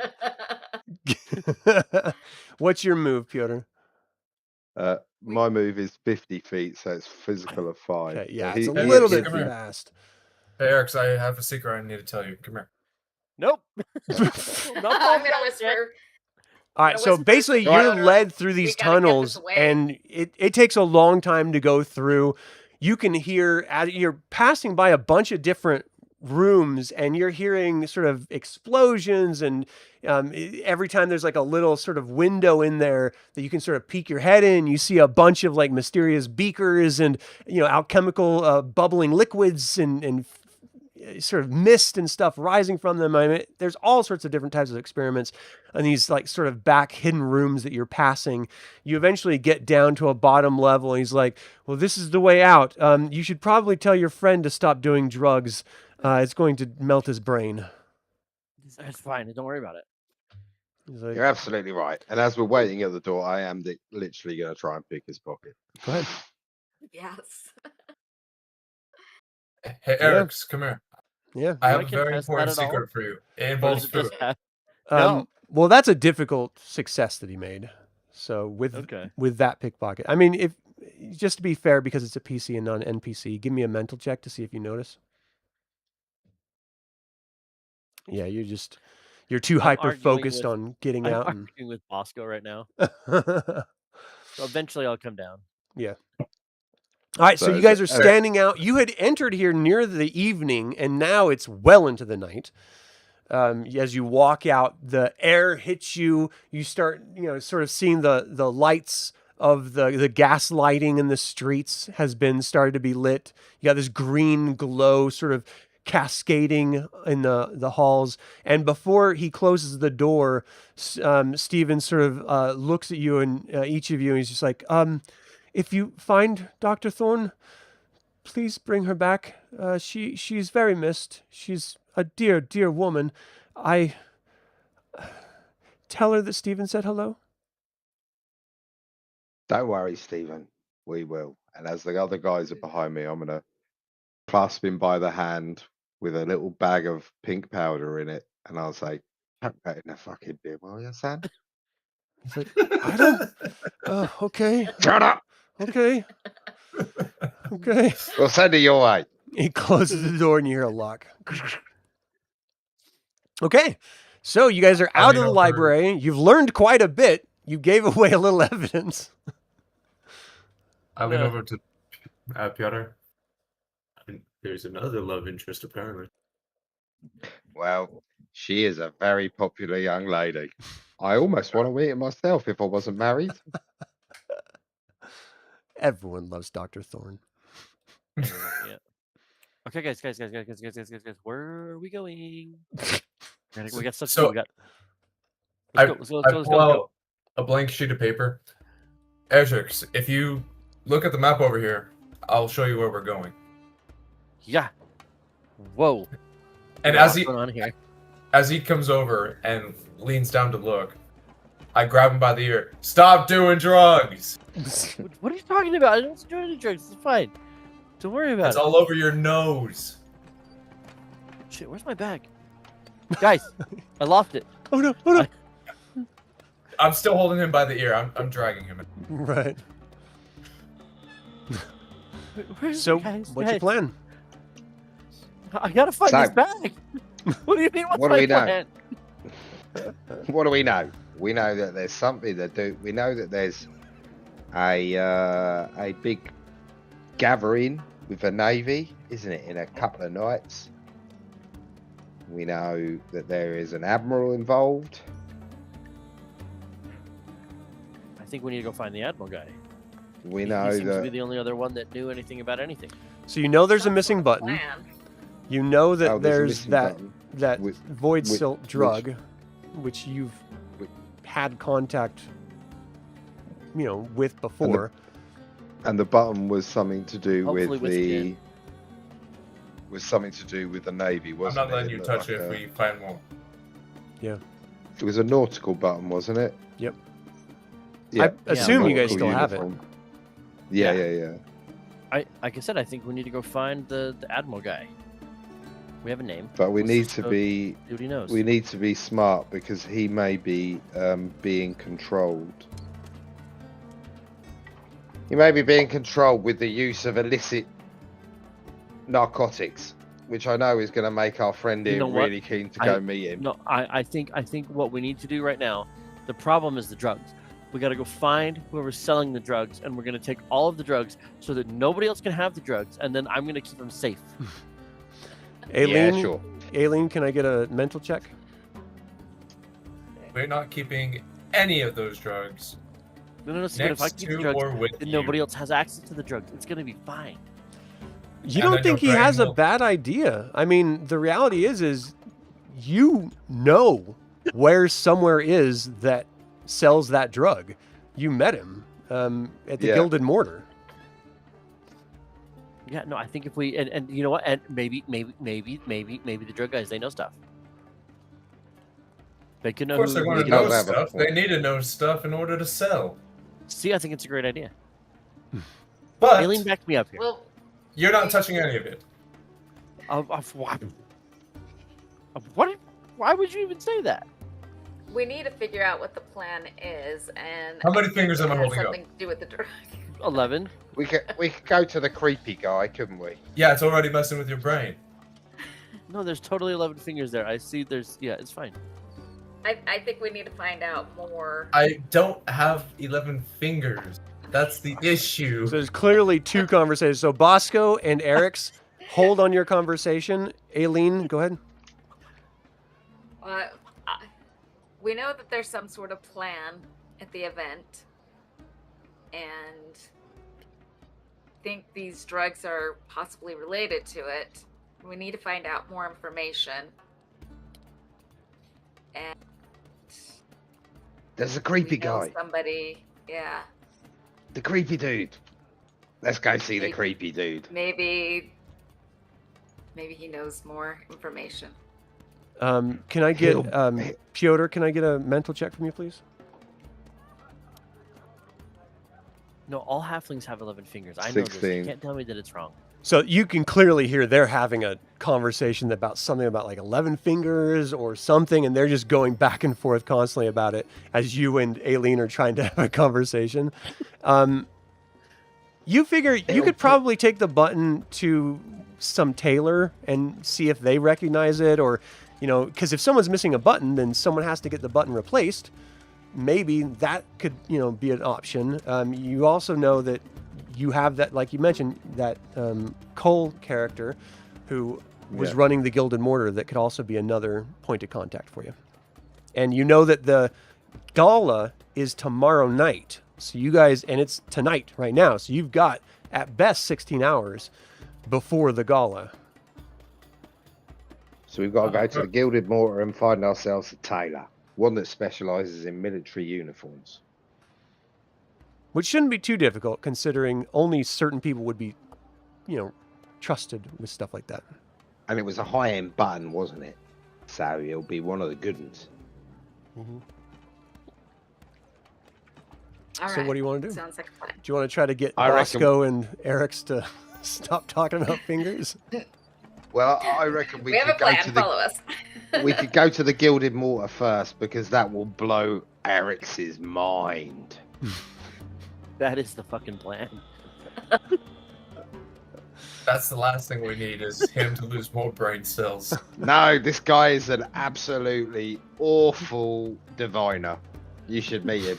He is useless. And his store stinks. And he will blow chunks. It is hilarious.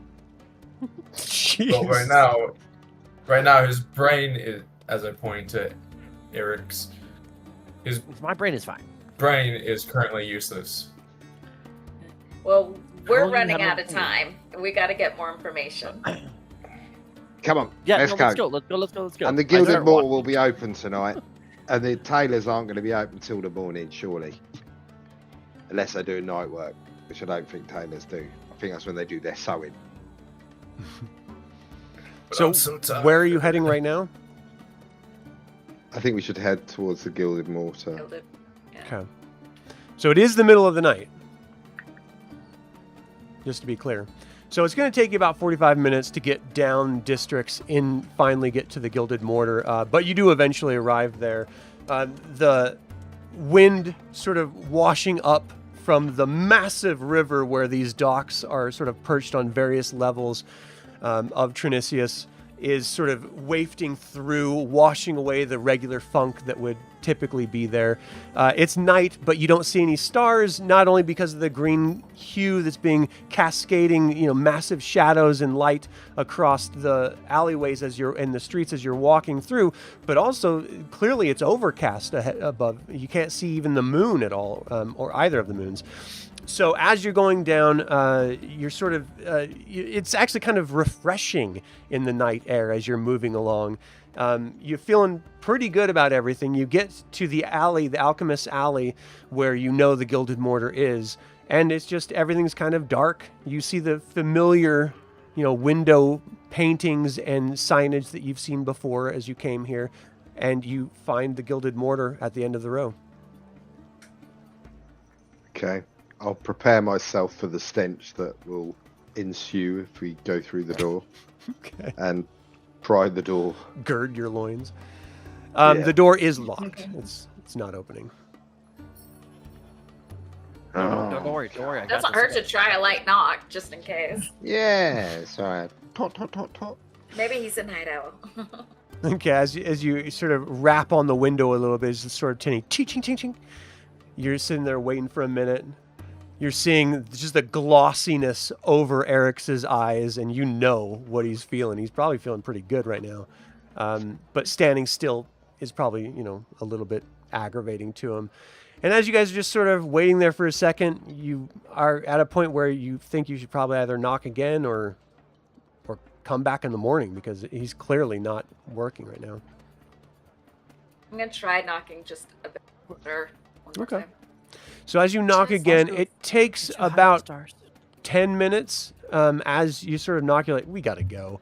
And then you hear like this sort of wood sort of opening, and you look up and you can see the room above the actual apothecary itself. A window sort of opens, and you see this old man in a nightcap sort of looking down, and he grabs these sort of spectacles that have like varying levels of lenses on them, and he looks down. Who's there? It's late. It's us, Cole. You veritable genius of the divining nature. Oh, what brings you by so late an hour? Well, our pink powdery friend tells me that you're the man to speak to. If you know what I mean. Oh, I thought you all weren't part of that thing. Well, we may have a little link for you if you want to know. Shh! Hold on! Don't say anything up. People are going to be listening! And he sort of slams the door, which is the loudest thing that's happened as of yet. The wooden shutter. And you just hear this.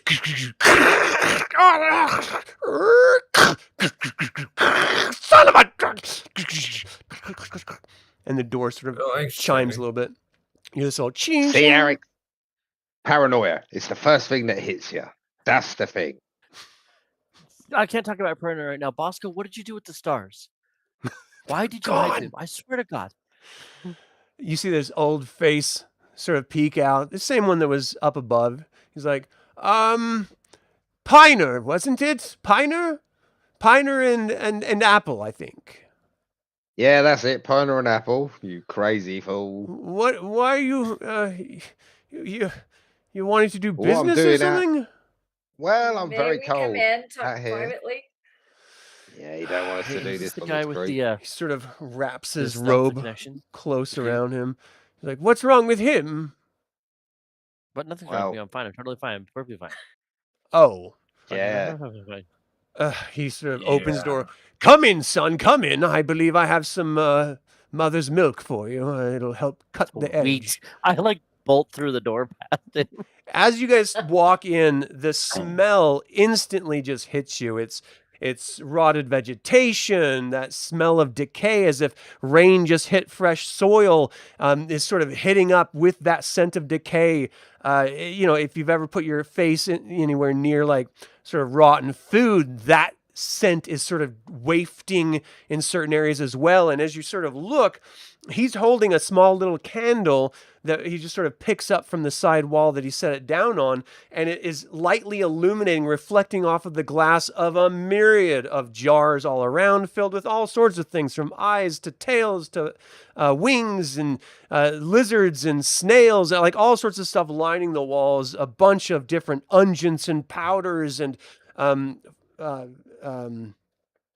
just all sorts of stuff like that. So as you're just sort of like taking in the sights and the smells, and he sort of walks by, he sort of stops a minute right in front of Arix.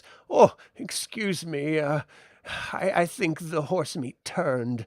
And then the smell hits you as he clearly just farted right next to you, and you didn't notice it at first. And it's probably the worst thing you've ever smelled. Give me a spirit check. Oh, gee. Oh, no. Huh. My current spirit is 1. Oh, wow. Oh, damn. So it hits you. You don't like puke or anything, but you're just like, oh, God. It's like the worst smell you've smelled in a long time. And since this is the first time, Bosco, you've been in here, go ahead and give me a constitution, or a physical check. That's As that's all this pungent. rotten vegetation smell is hitting you, and so I'm going to need that from Bosco. And there you go. There we go. Nice.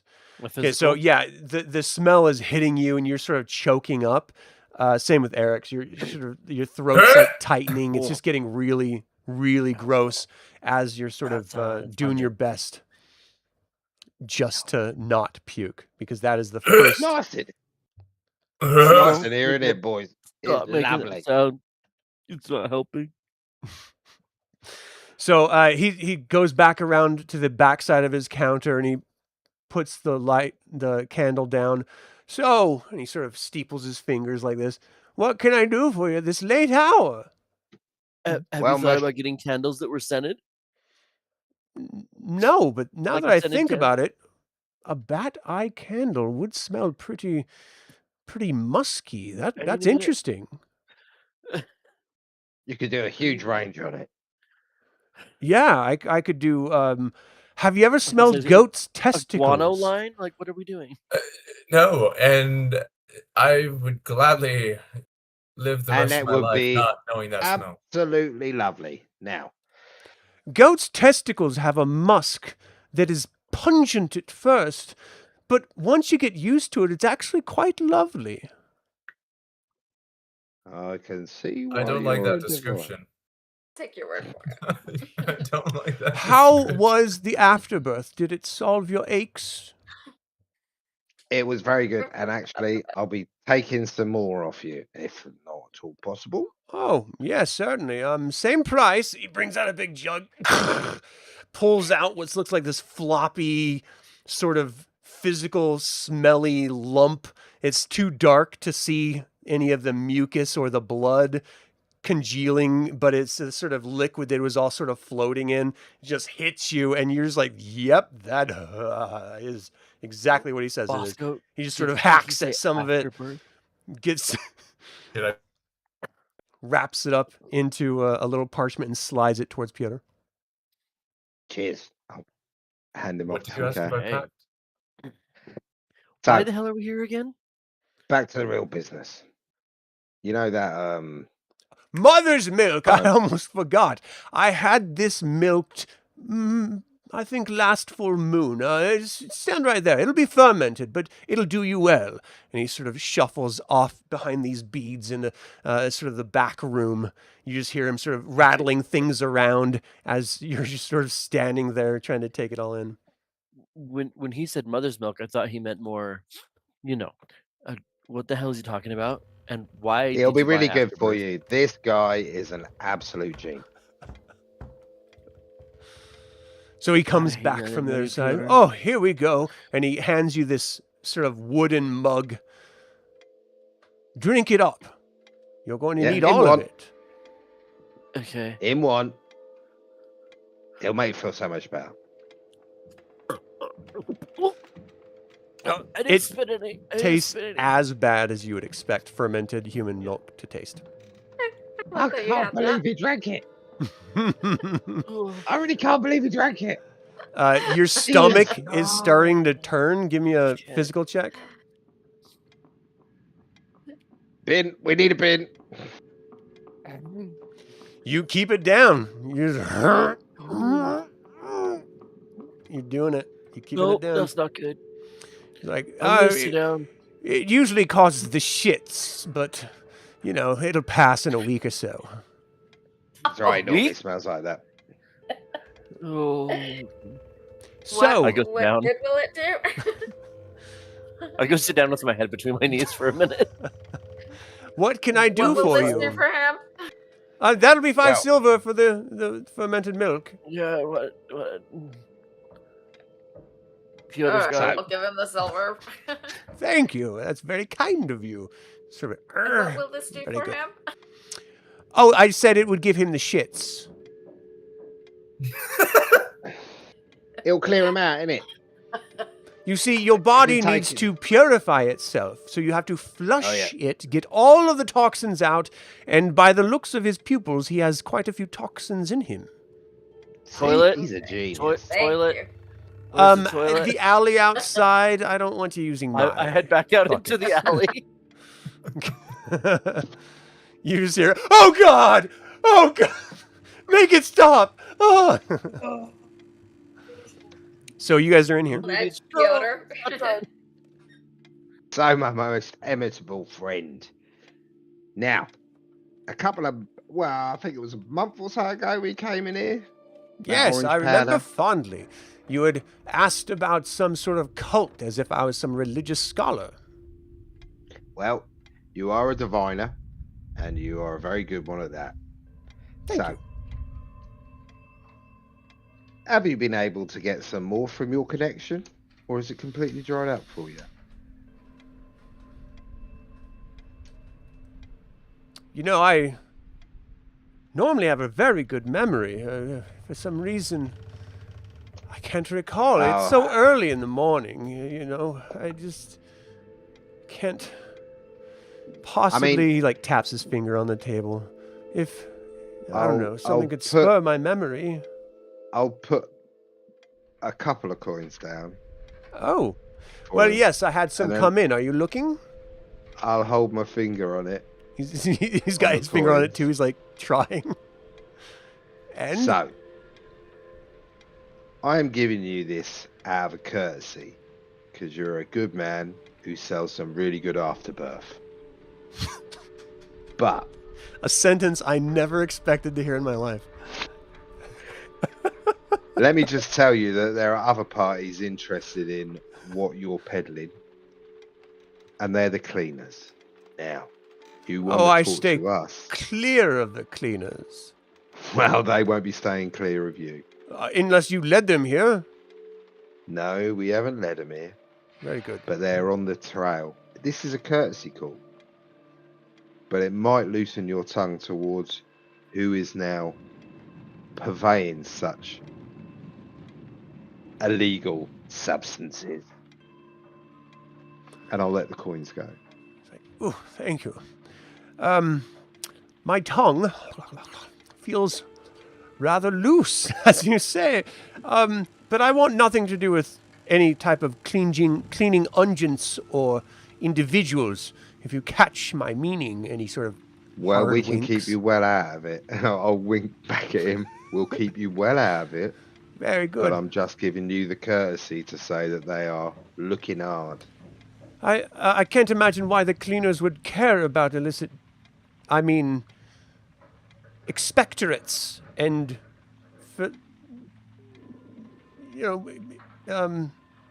abrasive Let's just say- cleansers. Let's just say, if things were to come to light engaged with this lovely powder that you are peddling, they're going to be looking to get rid of loose ends. And you, my friend, are a very loose end. I am the highest morals. I'm an older man, but that doesn't mean I'm desperate. I'm not loose by anyone's standard.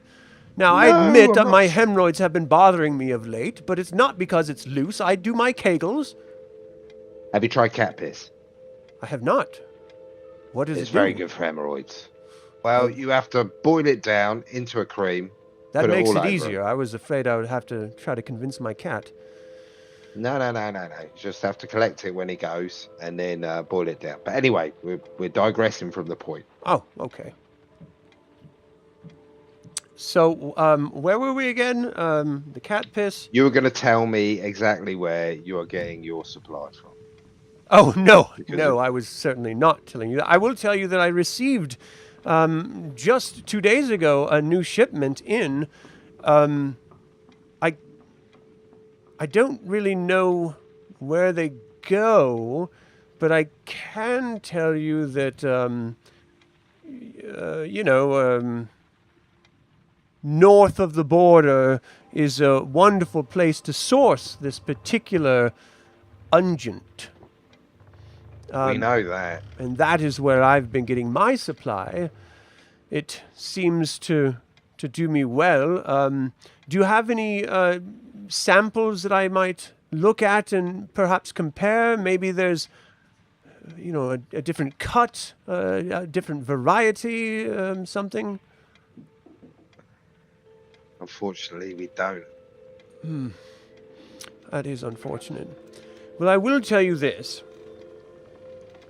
If that cat piss thing works, I'm going to be a very happy man.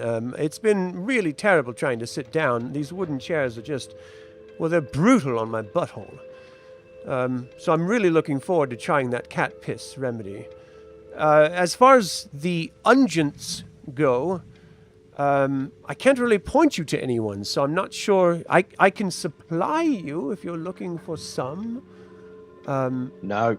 Well, here's an idea. Let me just hold your tongue. Wait. He tries to put his finger on your mouth, like, hold on. Just stand right there. And he tries to boop your nose, and he goes back through the beads again. You hear this, oh, ow, just sort of hopping sound. Oh my goodness. He comes back out. Okay, now look.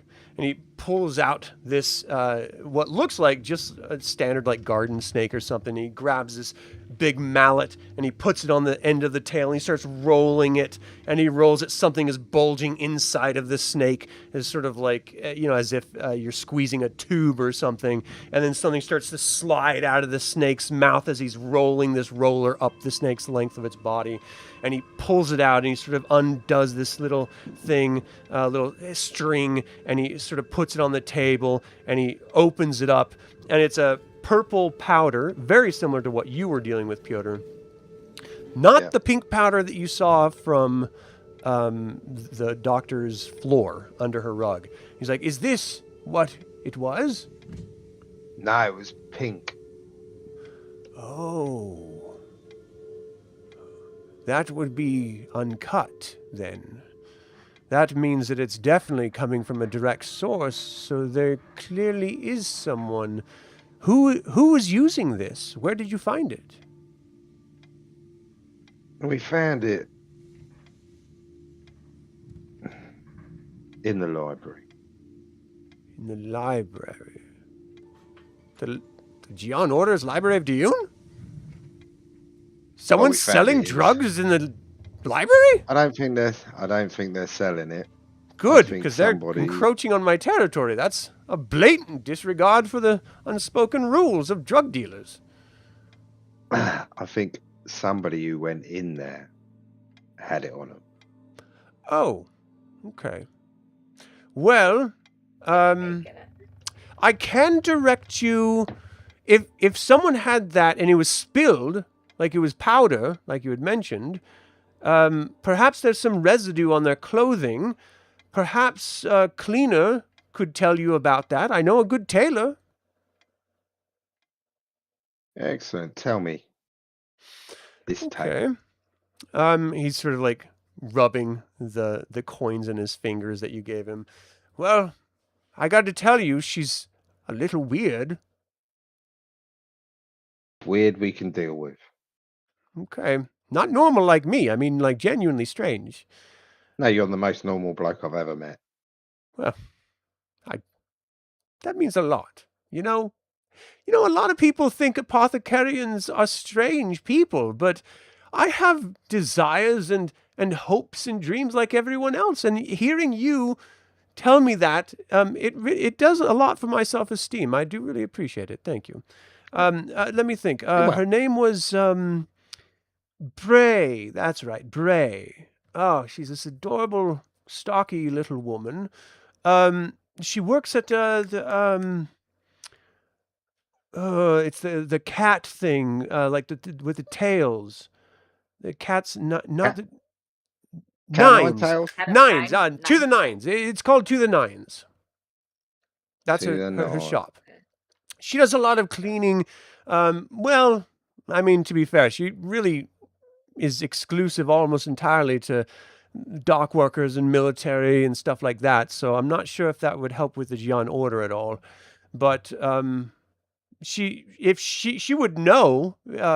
She has her ear to the cleaning world, as it were. Maybe she could help you.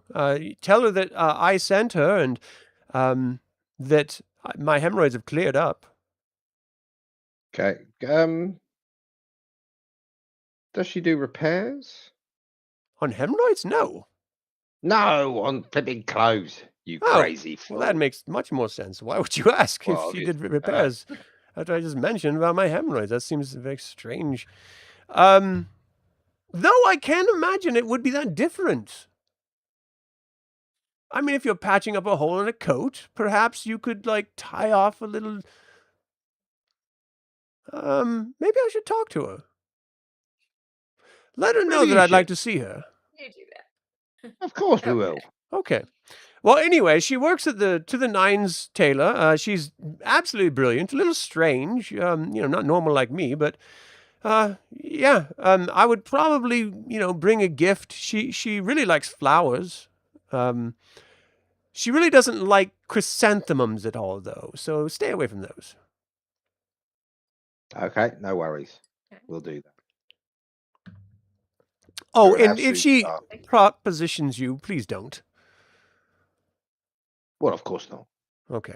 Unspoken rule between I knew I gentlemen, shouldn't innit? have had to say it. I just want to make sure that you know that I don't want you to, because I'm not, I just want to, I'm trying to see. Well, as you know, I'm married. Oh, right, but that hasn't stopped many people before, so I didn't want to assume. Well, it's not me. Jesus Christ. What are you? A heathen? God, man. What? No, I'm not a heathen. And who is this Jesus you speak of? He's a guy I met down a pub. Oh, Very nice. Righteous fella. does he cheat on his wife? No. Oh, okay. Well, I And just I'm wondered. outside the Home Depot. He helped me put in my carpet. How is your bottom? If it burns, I have some ointment I can give you. No, I'm pretty sure Arix is still out in the alley, and every once in a while I hear, "Oh God!" That's about. He's still I outside. think He hasn't perhaps come I back should in yet. give some ointment. It has been known to cause hemorrhoids, but it does make him feel a little bit better. When it's Definitely give burning. it to us. I'll Oh, pay you double the money. Give me a moment, please. He goes back in the back. Oh, I can't. Why is it that color? Comes back. Goes back out. Here you are. Just tell him, one good 3-finger dip should do, and just smear it on his backside. It should ease up all of those burning sensations that he might be experiencing. Excellent. Above table, I am not sure a 3-finger dip was necessary. First of all, my friend, a 3-finger dip is always necessary. Uh, All right. okay.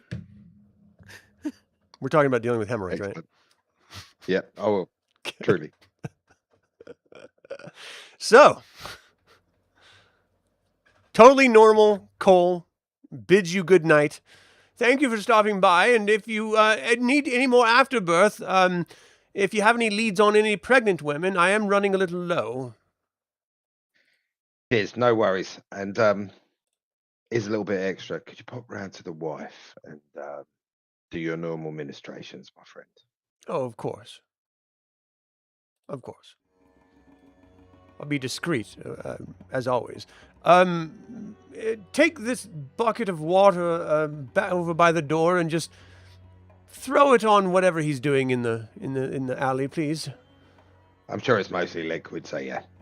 I just want to get it rinsed down the street, if you know what I mean.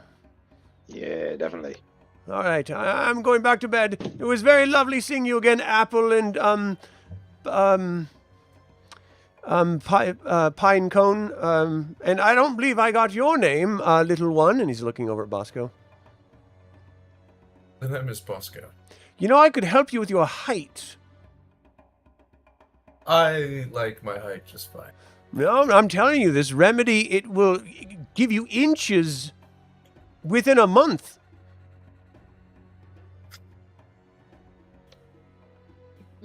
It's all right, buddy. All right. It doesn't matter the size, it matters how you use it. No, you are There was stubby. a sending scroll about that offer recently that came across my desk. All right, so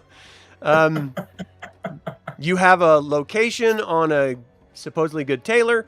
You know that that's not the normal powder that's coming, that is uncut, which means it's probably coming from a source literally out of Locaston. It's a little help, not a whole lot. All right, guys. I suggest we get some rest so we can be up in the morning to get to this to the nines.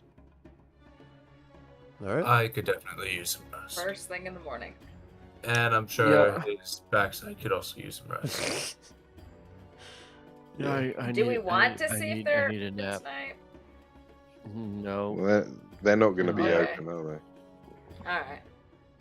All right, well, let's take our break. And on the other side, we will return in the morning and see what's coming. For those of you watching, thank you so much for tuning in. We'll be right back.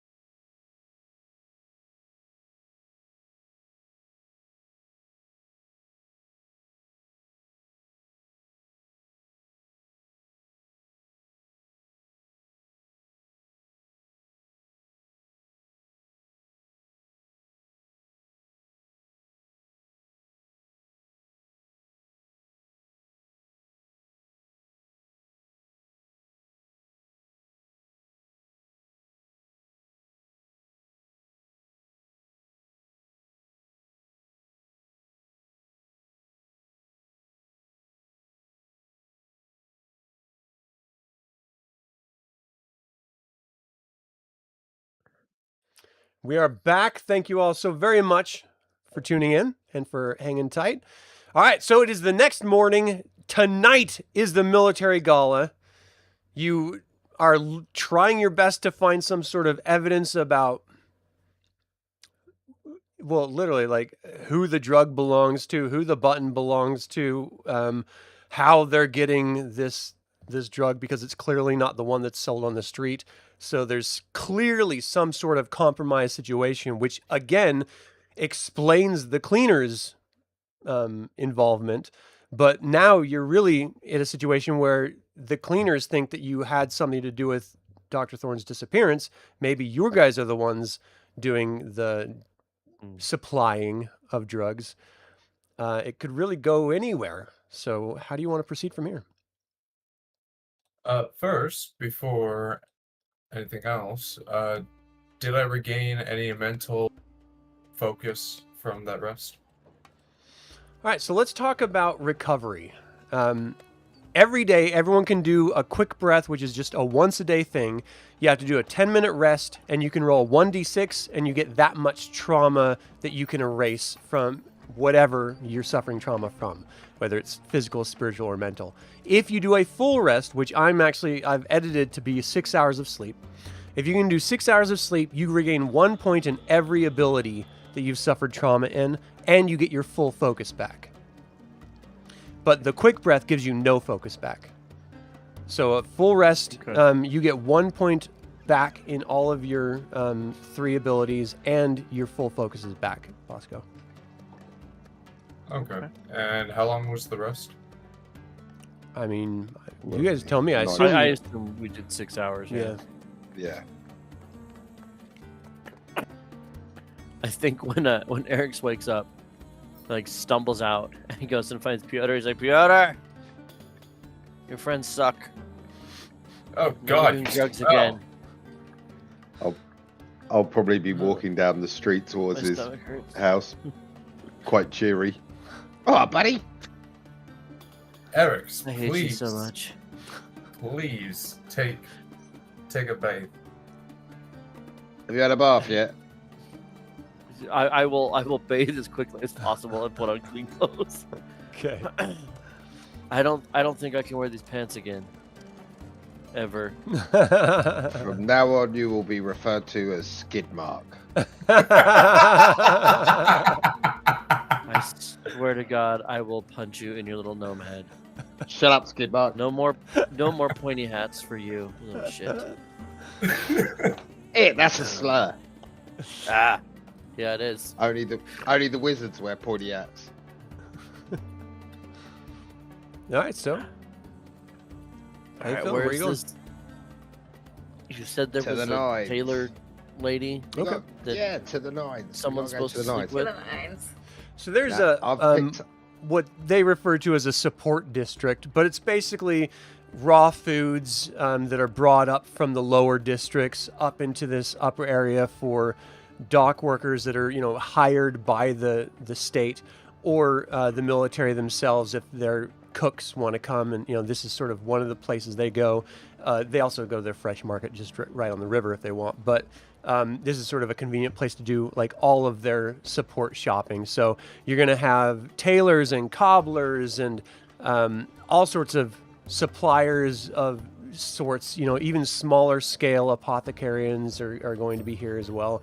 But you do end up, as you're walking up the street, you eventually find, I'm looking on my notes to see which one it was called, To the Nines, tailor and cobbler, sort of little wooden sign hanging, and it's got a shoe with little needle and thread painted in front of the shoe hanging on the sign.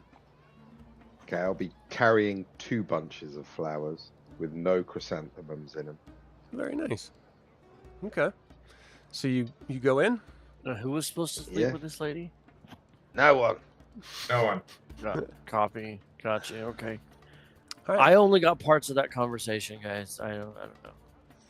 So you didn't walk get in any and of it that. smells like detergent as soon as you go in there. The smell actually kind of hits you as you're opening the door, and then just walking in, you just see rows of clothes on racks.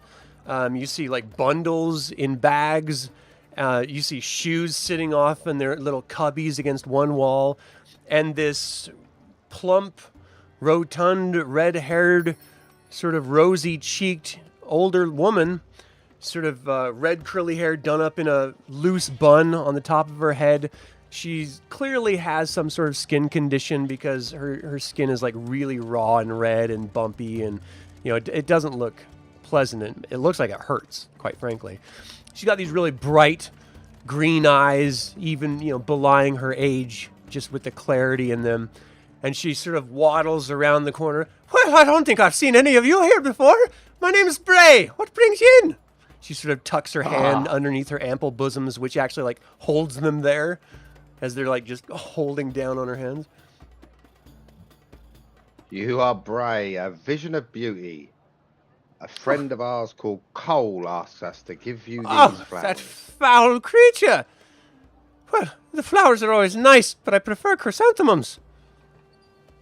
Oh, he didn't know that. Well, I'm So not I've got you surprised. another bunch of flowers. Here's another bunch. Thank you. Susan, coming from the back. Take care of these flowers, please. She's like, yes, mistress. She runs up, grabs them, and takes them into the back. So, what can I do for you? My compatriots and I are here on a fact-finding mission. Fact-finding? Yeah, I can mend your trousers if that's what you're looking for. And if you got holes in your soles, I can deal with that too. But I'm not sure about facts. Well, I pull out the button and I slip it to Piotr. my friend here found this button. Well, let's And, see it.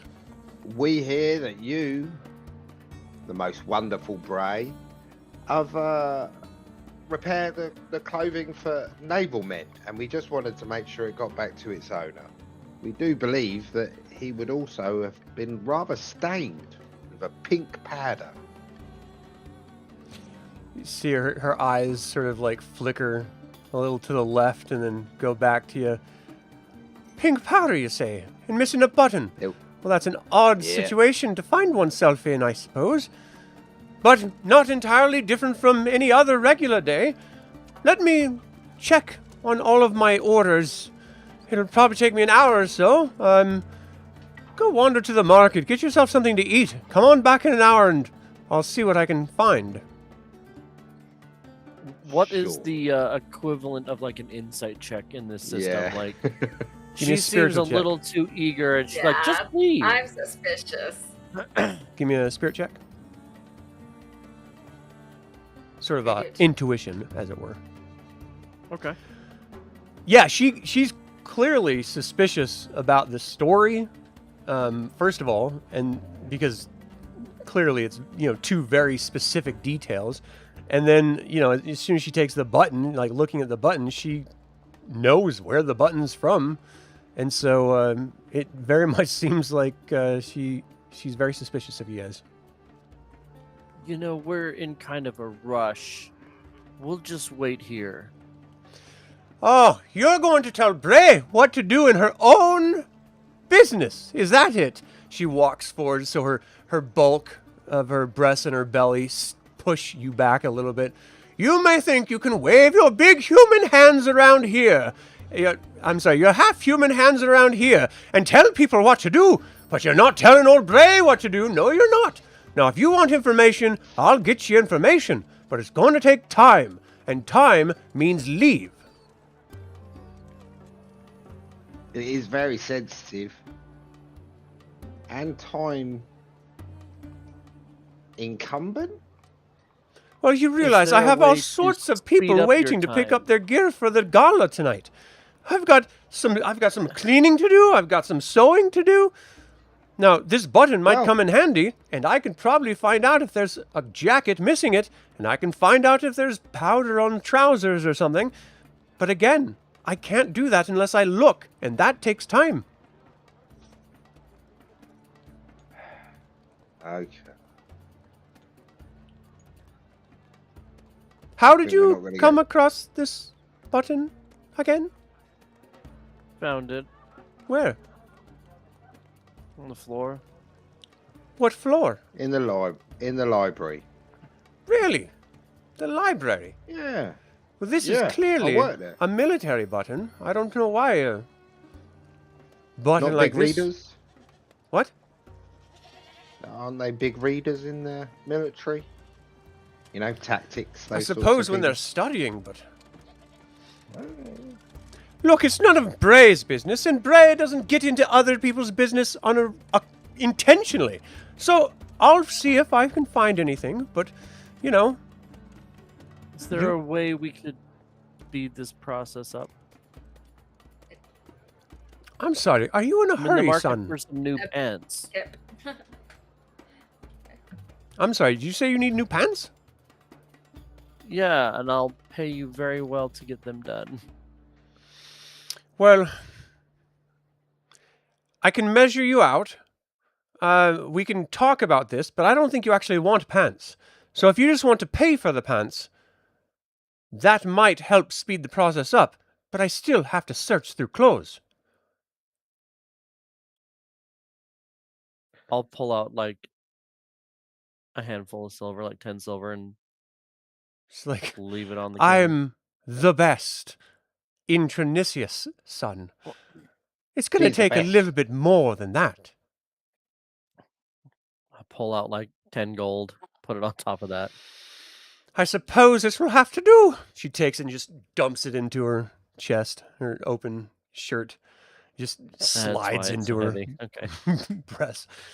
Well, it's jiggling. Come back in 25 minutes. We'll see what we can do. Thanks. Next time, bring chrysanthemums. A woman has a preference. Okay, I will do. I'll bring you some tomorrow. That would be lovely. Right. No worries. So she sort of rushes you out, and she jingles back as the door slowly closes behind you guys. Yeah. So I'm she gonna have a clearly look, see knows already. She has some sort of indication that she knows what's going Oh, on. yeah. Well, she also gave us some very specific details in her answer about it. So I'm like, yeah, she knows. So I'll go around and see if there's a back door to the place and just keep an eye on it. Just see if anyone shoots out. Okay. Yeah. and Yeah, I there will- is absolutely I a back door. Usually, if they're like shipping or delivering or anything, it goes through the back. It doesn't look like the regular like traveling of delivering dirty laundry or taking clean laundry out. You're seeing that regular thing happening, but no one's like running off, looking left and right and stuff. Yeah. Could be making a phone call. Do they have Oh, there's no phones, no. Oh, okay. So you can just speed past 25 minutes unless there's something specific you want to do. No, I think that Piotr's got the right idea. I think we probably split the party, and some of us watch the front, some of us watch the back, just kind of trying to make sure nothing hinky's going on, and then when that 25 minutes is up, we head back in. Okay. Well, as you go in, she's coming in from the back, and she sort of waves you, "Please, follow me. Come with me." And she walks you through the back, through these you're seeing these vats of cleaning detergent with people with these big, like, shovels, basically, like, pushing clothes in and agitating them around. As you walk by, this sort of mist is just ever present in the air. It's sort of hitting you, and you just smell like detergent, which may not be a bad thing. As you go back into this back office, she sort of closes the door, and you can see there's just flowers all over in here. Most of them are chrysanthemums, but your bundles are here as well. And she sort of leans back against the door and flicks the button over to Arix, because she saw you hand it over to Piotr. You're in some shit. Yeah, we figured that out 2 days ago. Well, why'd you come here if you knew you were in trouble? Because Trying to you're figure our out how to only get out of lead. it. I'm sorry, I didn't hear what Piotr said. Because you're our only lead. Well, that's a little troubling because, you see, if I give you information and it comes back that it came from me, I could lose my business. I could lose my life. Well, It it's won't come convenient. back. We've never been here before, Exactly. or ever. Look, I have some clothing. that was missing a button, that was stained. But I cannot use that button to sew it back on, because then they'd know it was delivered to me. So, I had to replace the button. This clothing belongs to an Admiral in the Triumvirate. He's going to come here to pick up his clothing. But you cannot assault this man. He's an honorable man. You will get in trouble. What is your intention here? We're just following a lead. There is no assaulting ever going to take place. Well, if you wait outside maybe an hour till sundown, he should be coming by so you can get a look at him. His name's Admiral Holton Reeve. Is that the guy from the letter? It is. It is, yeah. Well, thank you very much. We appreciate your Is help. he in trouble? He may I- he may be doing some things that We don't have are a enough little below the line. Well, I wasn't But, born yesterday, and I know what drugs look like when I see them. And there was clearly drugs on his trousers. But it's I'm where the worried. drugs We think came he from. knows the location of a friend of ours. We're just going to have a conversation. Well, I would be careful. Any admiral that's involved in illicit narcotics is going to be defensive and probably not very cooperative. That's to be We expected. appreciate your concern. Anyway, do you want me to size you up for trousers? Actually, yeah. I lost a pair last night. I don't want to Oh. talk about it. She pulls out a little measuring tape. She's like, spread them. And she kneels down in front of you, goes from your ankle Oh, all the way hello. up to your junk. She's like, oh, looks like this half one's hung. I'm impressed, lad. You know, what do you think about older ladies? You're very pretty and No, heavy-chested. Thank you. indeed I am. A lot of men like to bury their head in my breasts. But I think it's better if Good to you know. fondle them with your hands or your tongue. Maybe we'll keep that for a second date. In any case, I wouldn't want your friends here watching. Oh, we can leave. I walk by, I pat Arix on the shoulder. Go get her, skid mark. Guys. I'm sorry, skid mark? Oh yeah, it's just I don't want to talk about it. a little friendly name we have for Is this him. why you Little need nickname. trousers? Yeah, it is. Oh, never mind. All right, let Jesus, me you'd get have your to be waist so honest. measurements. She He's measures you up. relieved. She's like, "Are you looking for cloth or some rough spun or something finer?" Something that'll, whatever. Like Okay. at this point, he's just defeated. He's Yeah, just yeah. like, I don't care. Pants are fine. I'll take care of you, My lad. mom bought me Sears. I don't know. All right. So she sort of goes back to the Something door durable. after having taken down your measurements, and she stops for a second and she sort of looks back at you guys behind her. You know, if you go to the gala tonight, you might be able to see him there, and it is going to be very busy. Perhaps that could buy you a little bit of opportunity. Anyway, what is old? You are mine. What is her name again? I forgot already. Right. Bray. Bray. What does Bray know? All right, off you go. I've got work to do. You've been tearing a little too long. I don't suppose you got some off the peg clothes for a gnome, do you? Something fancy that I could take to a gala. Oh, Well, now we're talking. Well, if you all want to get dressed up for the gala, well, I have been operating on a whole lot of new, fine clothing. Oh, dearie, she walks up to you, Aelene. I could make a dress that would make the men turn their heads a couple times. What do you say?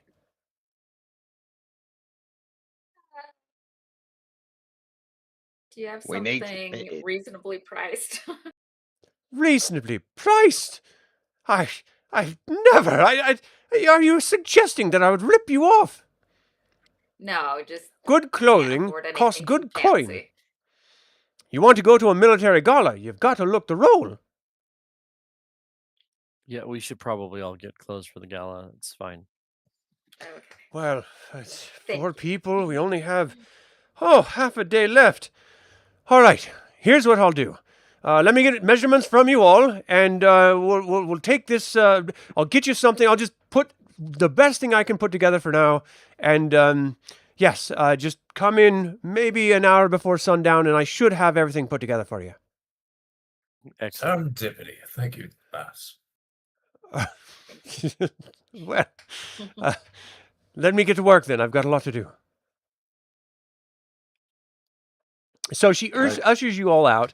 As you sort of filter right back through all the detergent areas and the cleaning, and you're seeing people doing, tailoring and sewing and putting clothes together in the back. It looks like you would expect a sweatshop to look. Mixed races doing most of the work. Humans doing the delivering to and from out the back. You head out to the front, and you're not sure you really know much more than you didn't already know before. Confirmation for sure, but at least now you've got some clothing for the gala. The guy is definitely the one that owns the button, and definitely is the one with the powder, so that's confirmed. What else were you guys looking for as far as clues go? I think at some point Eric's going to What's have a gonna conversation happen? with. Yeah, I think Eric's going to have a conversation with Piotr and Aelene and be like, you guys seem to know a lot about this powder. What is this other job you were on last month that apparently you didn't feel the need to loop me in on? Thanks for that. Not Well, like I you could were- use any extra coin, dicks. You and Bosco. You were in one of your normal drunken stupors, going how depressed you were all the time. How your girlfriend had can left be you sober. again, and you were pooing your pants again. It was a mess. Why are we Right. friends? Because friends tell you the things that you need to know, not what you want to hear. And you are a mess, brother. Well, right now So you're not telling me what I need to hear, which is Okay, yeah. So we had to rescue a young boy. His family were reaching out to the boss, and he sent us down there because you were in one of your doldrums. You're a very emotional man. We all know. And old Bosco was in the library reading a book, and we were the only ones available. So we Quite a went. fascinating book, I would say. And a quite Well, better use of my time than finding a lost cat. well, he wasn't a cat. He was a boy, and I had an emotional moment there where I was actually quite nice. Had to get it out of my system by being mean to Arix. Can you all give me a mental check, No. please? Always. Yeah. which can only mean good things when the DM asks you to make everybody to make a check at random. So Piotr is well into his story, talking to Arix. Arix is paying really close attention. Let's see, Aelene 13. You are also sort of distracted by this story because it's going in weird directions with a cat somehow, and you're trying to like jump in to fill in the actual blanks to try to get the story going. Bosco, you actually notice that there's someone with like standing in these red robes with this hawk mask, just sort of standing literally in this, you guys were just sort of walking, just talking and walking. You walk into this alley and he's just standing at the end of the alley, just staring at you guys as you're walking. And he just slowly starts to clap his hands. No one else is noticing it. You just see this. May we help you? I think I could help you. Actually, I believe it's your short-statured friend and your ranger that I'm looking for. And that's where you see out of the periphery 3 other sort of individuals step out. And Piotr, you out of your conversation as he talks, and same with Aelene, you know that voice, and you look over, and it's the parishioner from that gang that supposedly was the religious group, the Freebirds. And he's standing right there in full regalia in the middle of the morning with these thugs that came out. So we're on initiative. Who is this hawk-faced asshole? That was the charlatan. That was the charlatan. I didn't get to that part. Give me 1 second as I He get. spent 20 minutes talking about a cat. He's a part of he's part of an issue that you brought back from that adventure. It's unintentionally, but yeah. Issue is a strong word. How splendid. All right, so these Freebird gang members are going to move in and attack. So they have a 4 on their physical. So let me update that really quick. Even with a milk carton child, you couldn't come back without issue. Oh, I thought I added him. Why isn't it? The dude in red was there and then he disappeared. Gotcha. There he is again. He's that magical. Magic. All right, so you actually see him start whispering words of magic. You've clearly heard him say before. Let's see. This is 5. All right, so you hear him whispering words of magic. You see the gang members out of your periphery coming toward you. And Arix, what are you going to do?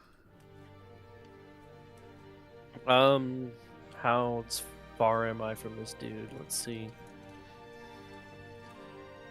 Can I get up to him with you? Well, I just know, Or is your intention to move up to him and attack? Yeah. Okay, so your physical is 4. People And- casting are naughty. Piotr, what's your plan? I'm gonna head to him as well. I know he's. All right, yours is Okay. 5. Aelene, what's your plan? I'm gonna focus on the guy behind us. I can see him, right? Not around the corner. Well, out of your periphery, you see that these guys are going, moving up. So you know they're there. Okay. So you're going to... So I've got my dagger attack ready one, or- and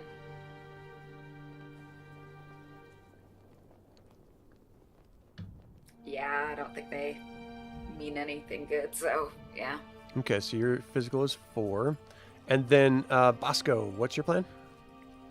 I'm gonna throw a throwing knife into the chanter's torso. Okay, your physical is 3. All right. So, let's get into it. Let me see if I've got some decent music for this. Stop playing, you. All right. I don't know if that works or not. So, Parishioner and Piotr are first. So, heroes go first. So, Piotr, you're up. So yeah, I'm gonna move to right next to him, but Just race forward. between him and I'm gonna try and attack him with my dagger. Okay. So I pull my blade out. Where the hell is Oh, my it's only a 12. combat Damn it. music? This is driving me crazy. All right, I guess I'll do this. Okay. So, I'm sorry. You I tried to attacked for stab, but I only got 12. 12. His Yeah. natural defense with... Oh, where's the parishioner? Here he is.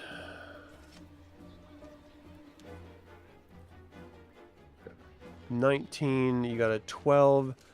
So you go to jab him, but as you are moving toward him, you sort of slip on just a little bit of like rubble on the ground. It throws off your aim, and it goes right past him. He starts whispering out this spell, and instantly you hear this buzzing of tons of insects that just start swarming around, and it's going to target this area right here.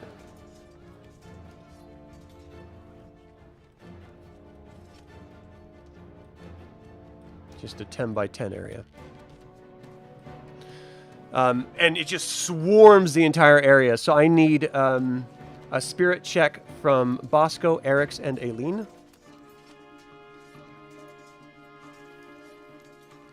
Oh, did I not roll for him? I did not roll for him. Okay. So Arix, you're not affected by this. Bosco, you are, and Aelene, you are. So both of you end up taking a -2 to your mental and spiritual rolls. And you take 1 trauma for physical. So 1 physical, 2 for mental and spiritual on your trauma list there. As these midges just completely blacken all of your view all around you. They're these tiny little annoying gnats normally. I mean, but these ones are like actually like biting flies almost. And they're just coming through and ripping at you and just distracting you and completely driving you nuts. Piotr and Aelene have seen this before. The parishioner lets it off and he sort of looks down at you, Piotr. How about you tell us where the boy and family is and we might let you live? The gang member from behind rushes forward on his turn. Oh, actually, Aelene and Arix, you guys have 4 as well. Let me put that as 4.1 for you two. Since You said the points were 2-1-2 or 1-2-1 What? for the trauma. Oh yeah, no 1-2-2. So physical 1, spiritual and mental 2. So I'm going to have you guys go before the bad guys go. So let me restructure this. Let's see, Piotr, you're going to be 5.1. Okay. So Aelene is next. I'm sorry, Arix is next. So Arix, go ahead. You said you were going to rush forward. So these things are biting at you. You can rush through them. It's just, to drop your stats, basically. Yeah, so I rushed up on him, pull my short sword, and I'll take a swing. Okay. So here's another thing that we haven't really talked a lot about that is an option during combat. So there's an intensity. Your normal intensity is called standard, which means you don't have any negatives to your roll, but if you hit them, you do 1 trauma to them plus the weapon that you're using of 1 trauma. If you want to do more damage, you could do a heavy intensity. It is a -5 to your roll, but you would do an initial 2 trauma instead of 1 trauma. And then there's a deadly intensity that's a -10 to your roll, but it's 3 trauma if you hit. So those are just ways of adjusting your intensity to stop the enemies you're trying to get, hoping that you can outroll them with the So I'm actually negatives. glad you brought that up, because I was looking at this when we were in the library and getting into things. And then, so as a Tomb Raider, I have a class ability called Precision Strike. It costs me 1 focus. It says if you're flanking an opponent, an ally is also made with him, you ignore the accuracy penalty for heavy intensity and apply your +1 bonus if you win the contest. That'd be awesome. So just make sure that you're on the opposite side of him so that you're flanking him. Okay. Perfect. And then I will use up 1 focus point here. Nice. And then... And I would encourage everyone to look at your class trait and your your class ability. Yeah, I was and your waiting race for an abilities. opportunity to use this, so. And then I will attack it with my short sword. Okay. So 14 to hit. His physical is 10. So you strike him. That was 2 + 1 for your weapon. That's 3 You just slash him across the side. He instantly drops over, almost takes a full knee as he's like hunched over from the blood dripping down his robes on his side, screaming out, "Ah! Kill him quick!" Ah! Clearly in significant pain. Nicely done. Nice. Aelene. Okay. My class ability says that when declaring a heavy attack, you may apply. You may apply the intensity penalty to the defender's roll instead of your own. Note: you still suffer the overextend risk. No contested defense after using this. Yeah. So you're going to not be able to defend against an attack if you use that ability, but it does put the negatives on them. So if you can take them down now, then you don't have to worry about it later. But if you don't take them down, then you're not going to be able to defend against whatever they do to attack you. Quick question. Yeah. With these class abilities like Precision Strike, as I can use it for as many focus points I have until I'm out, right? So I could And keep then you stacking could them start every using turn. trauma to use them. Cool. Yeah. Is that what you want to do, Aelene? Well, It's a gamble, for sure. last time I gambled, I lost, so I think I'm going to play it a little safer at the moment. Okay. So I'm just going to do the dagger attack. So you're throwing the dagger? Yeah, I'm hoping to catch him off guard. But Can you ping the person you're targeting?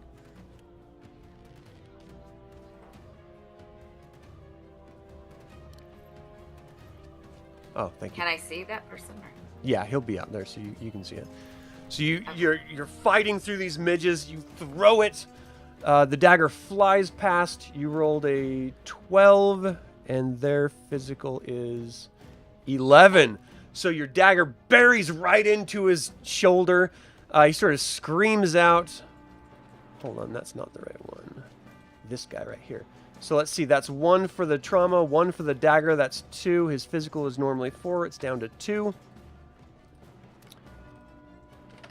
Which drops his place. And let's see, which number is he? Right here, so instead of a 4, he has a 2. So you hit him, he sort of spins to the side, just screaming out, help, help. Nicely done. All right, so the first gang member rushes forward to attack Bosco on the outside of this midge hell that he's stuck in right now. So go ahead and give me a defense against this. Against a 9. All right, ties go to the heroes. So even though you're like incredibly covered in these bugs and stuff, you parry it off to the side. Are these guys? Oh, they are. Urgh. Drives me nuts. Sorry, guys. Give me 1 second here. So out of 4. And then he's 4 out of 4. I thought I had already taken care of this, but I didn't. Give me 1 second. 4 out of 4. Save. All right. So he moves forward. He tries to stab you with his sword. You parry it off with, or actually, you probably just like smack the flat of the blade, or you move out of the way. The next gang member rushes up behind Arix, and he's going to try to stab you in the back. So if another gang member is in a clinch with the player character, this unit gains a +1 to hit that character. So he's going to attack you with an 11. Go ahead and give me your defense.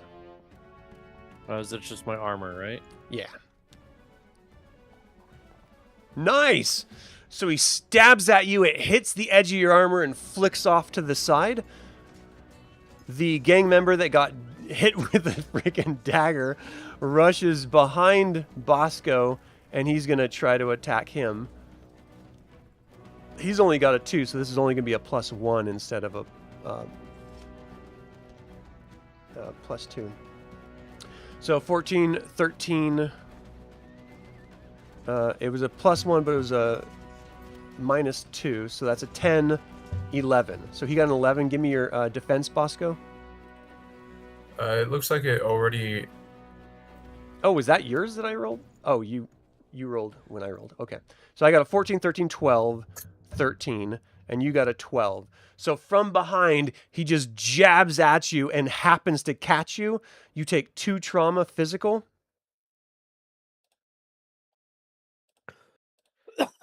And that drops your physical down to 1. Is that correct? 0, because I took 1 from the magic, and if I took 2 from that dude. Yep. Okay. So yeah, basically that means you're dispirited and you're not going to be able to fight. You're not dead, but you're weakened. You're being attacked by these midges. You just can't really put up a fight. You can continue trying, but you're going to have a 0 on your roll. So it's really just flat 3d6 roll and hoping that you can do what you can do. All right. So we're back at the top here. Piotr, I assume you're going to continue attacking the parishioner? Well, actually, I'm going to try and... Oh, I'm sorry. Hold on a second. I missed. So, Bosco, you get hit in the back. You're completely dispirited. Are you going to try to do anything? I'm going to continue with what I was originally going to do and throw a throwing knife into the caster's torso. Okay. So go ahead and roll. Just keep in mind you don't have that bonus. It should automatically adjust it for you. And then the parishioner's physical roll is... Wow! Wow! Not to mention the fact that he's getting his butt handed to him by your partners up there, and he rolled badly. It was low enough that your dagger lands, strikes him in the chest. He flings back against the wall, the building side of the building, drops down to his knees, clutching the dagger, just screaming out in sheer agony. So that was 2 trauma. He's at 0. Trauma right now. So he is as dispirited as you. So he's going to try to heal himself with his spirit score. These other gang members are going to continue trying to fight the people they're already fighting. So, Piotr, what were you going to do? I was going to basically try and get on his back, put my knife to his throat and tell him, back off, or he's dead. Okay, I see what you're saying. Okay, so then that's just going to be your physical, and then it's just going to be a contested physical, basically. Okay. And then the Arix, what were you planning on doing? Oh, don't do it yet. We're just trying to figure out what people are doing. Yeah. If Piotr's got this hawk-faced asshole handled, Arix will turn around and fight the other guy. Okay. And Aelene?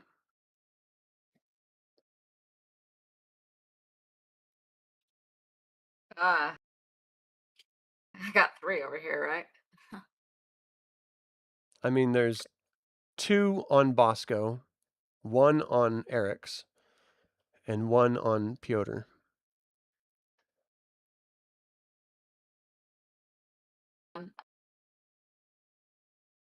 Which one is the one that I attacked previously? This one. Okay. I'm gonna do the same thing as before. You're throwing a dagger at him? Finish him off. No, this time I'm just gonna run up and Okay. stab So him. you're going to move up to him and try to stab him with a dagger. And then Bosco, what are you going to try to do?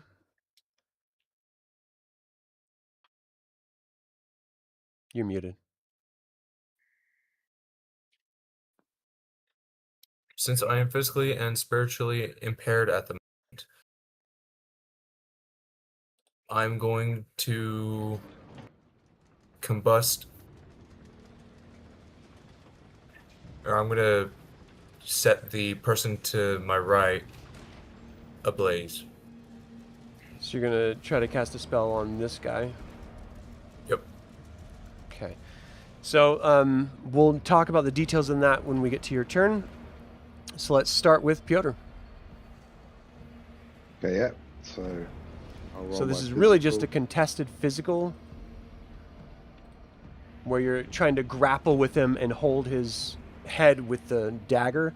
Oh, wow. He got a 16. But I got a 17. You got a 17. So he's struggling, but he's clearly weakened. And as you make that threat. What is it exactly you say?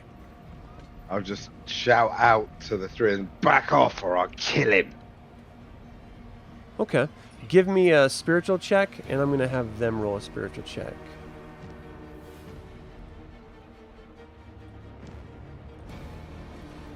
So one of them, the one that's right next to you, is just like, whoa, whoa, whoa, calm down, just calm down. We can talk about this. And the Tell other your two are friends just to in the back off. middle of battle, so they're not, they're not paying attention at all. They just didn't even hear you because they're just like literally in the middle. One of them just got a dagger to the the body, but one of them did stop.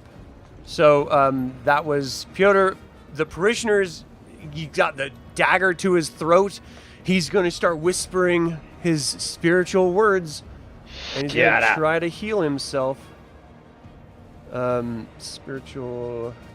All right, so he gets back 2, and he has no focus. So you just start to see. Well, you're on the wrong side because it was Arix that stabbed him. So he just starts healing a little bit. All right, Arix, you're up. Yeah, I think Arix is still like, is this guy that's below me here? Is he completely like stopped fighting? It looks like it. Yeah, he's got his hand up. He's like, "Calm down. We can talk about this. Relax. We're just looking for the kid's family. That's it." And then what about the? I mean, I guess that's the action I declared as I was going to attack him. I don't know. Can I take like a? Put it into a like a D&D parlance. Can I take like a dodge action if he goes to attack? Like, because at this point, if he's stopping, we can negotiate. So. Right. So there is. Let me look here. Oh, I swear I put something in here where it's like a full defense option, but I'm not seeing it right now. I have to throw it in there. Yeah, I mean, you can just do a full, instead of attacking, just focus on defense. Yeah, I think that's what he's going to do while he sees if this parlay is going to pan out or not. Okay. The midges start to disperse in the air. It's going to be another round before the effects of them fade. All right, so Aelene, you're up.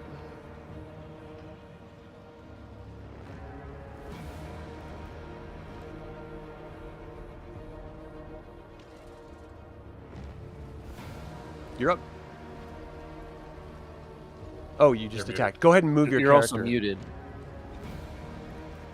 Oh, Move your- sorry. Okay.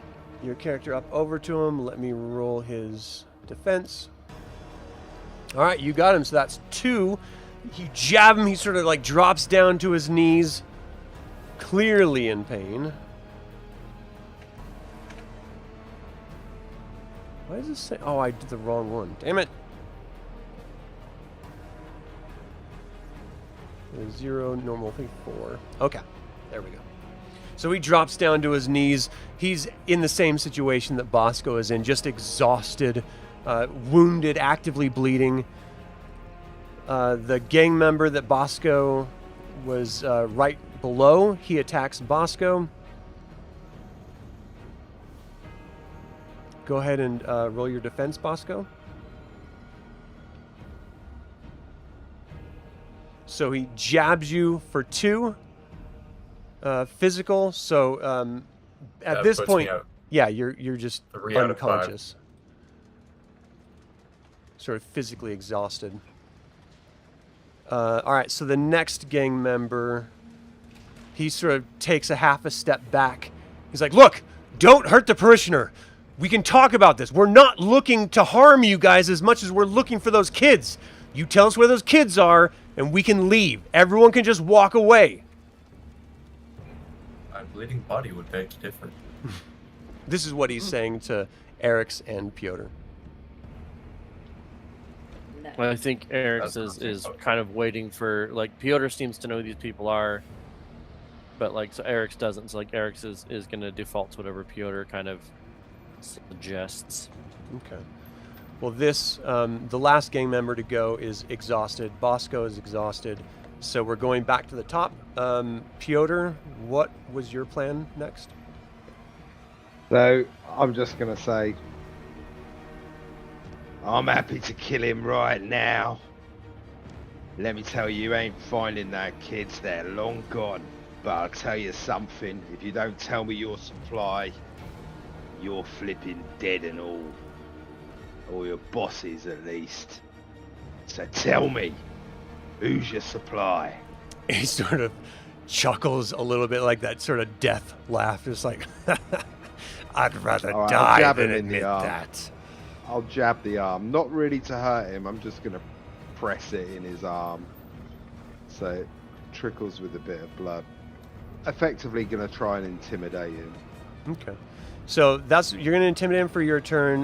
That's going to be your, I mean, it's going to be your mental, I think. So we'll use 4 for that. And then the parishioner, he's definitely going to try. Well, he doesn't have any power left. He'd have to do a trauma. Yeah, he's gonna cast a spell and take a trauma doing it. And Arix, what's your plan? I mean, if they're gonna re-engage and he's gonna fight, he'll fight guy in front of him, or Well, this is I the can't thing. act fast enough to... It's really only the parishioner who's going to be whispering something. The guy in front of you has stopped attacking. He's trying to get you guys to stop. Piotr's clearly not. The parishioner has said that he'd rather die than admit it, and the other gang member is clearly still attacking Aelene and Bosco. Then I would go back after the parishioner. Okay. And Aelene, what are you going to do? And then I didn't know if you wanted to throw the map up for the audience. Oh, yeah. Sorry. You don't have to. No, you're good, brother. Just, We did have Trying to a be map helpful. this whole time. We have been... I feel the bad. whole time. All right, so Aelene, what's your plan?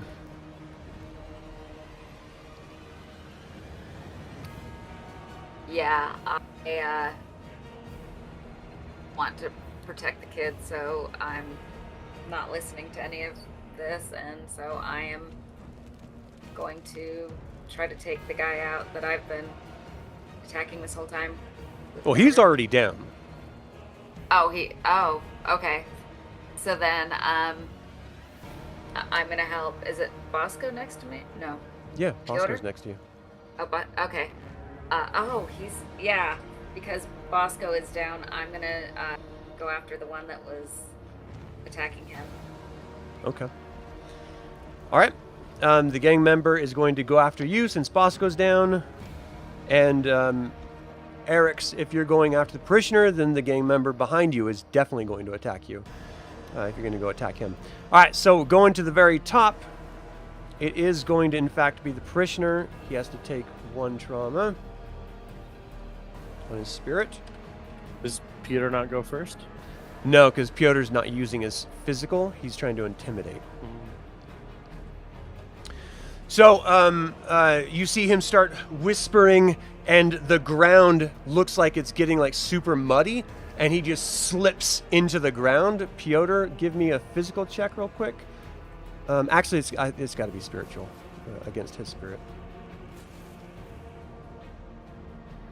So you see him sort of slip out of your fingers as your eyes go wide as the ground literally liquefies, and he slips into the ground itself, and then it sort of re-hardens, and you're just sort of left standing, like staring, like, what the hell just happened? And clearly the gang members are a little bit shocked as well. Arix, you're up.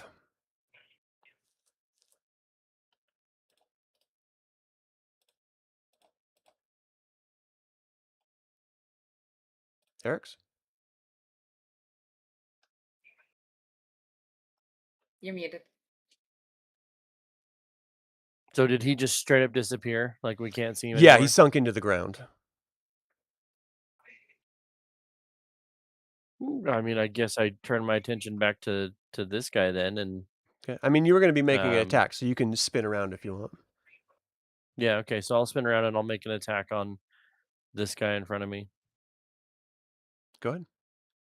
Because it's still, he's sitting there, he's like, what this shit just happened? So he has 4 full physical. He got a 14. So you just turn around and slash into him with your sword. Pardon me. He takes 2 damage. Let's see here.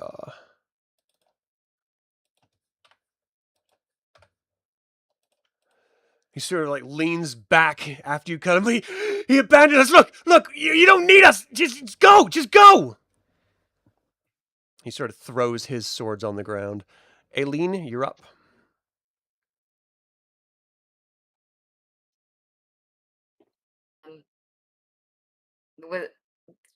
Was it the one that I'm attacking that just did that? No, it's this Or one. the other? Okay, so yeah, I'm gonna do what I So said. you're going to move up to this one and attack? Mm-hmm. Let's see.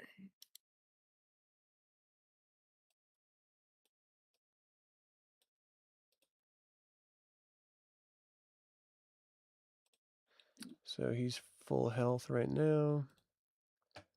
Oof. Ooh. He parries it off. Piotr, you were going to be doing your threat.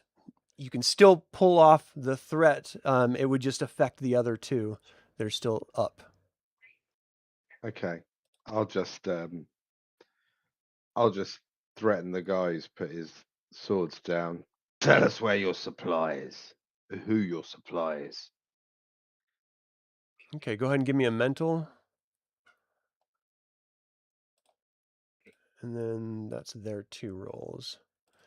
Like, we can't tell you that! It would be our lives! And then this guy is going to run Their as lives fast now. as he can.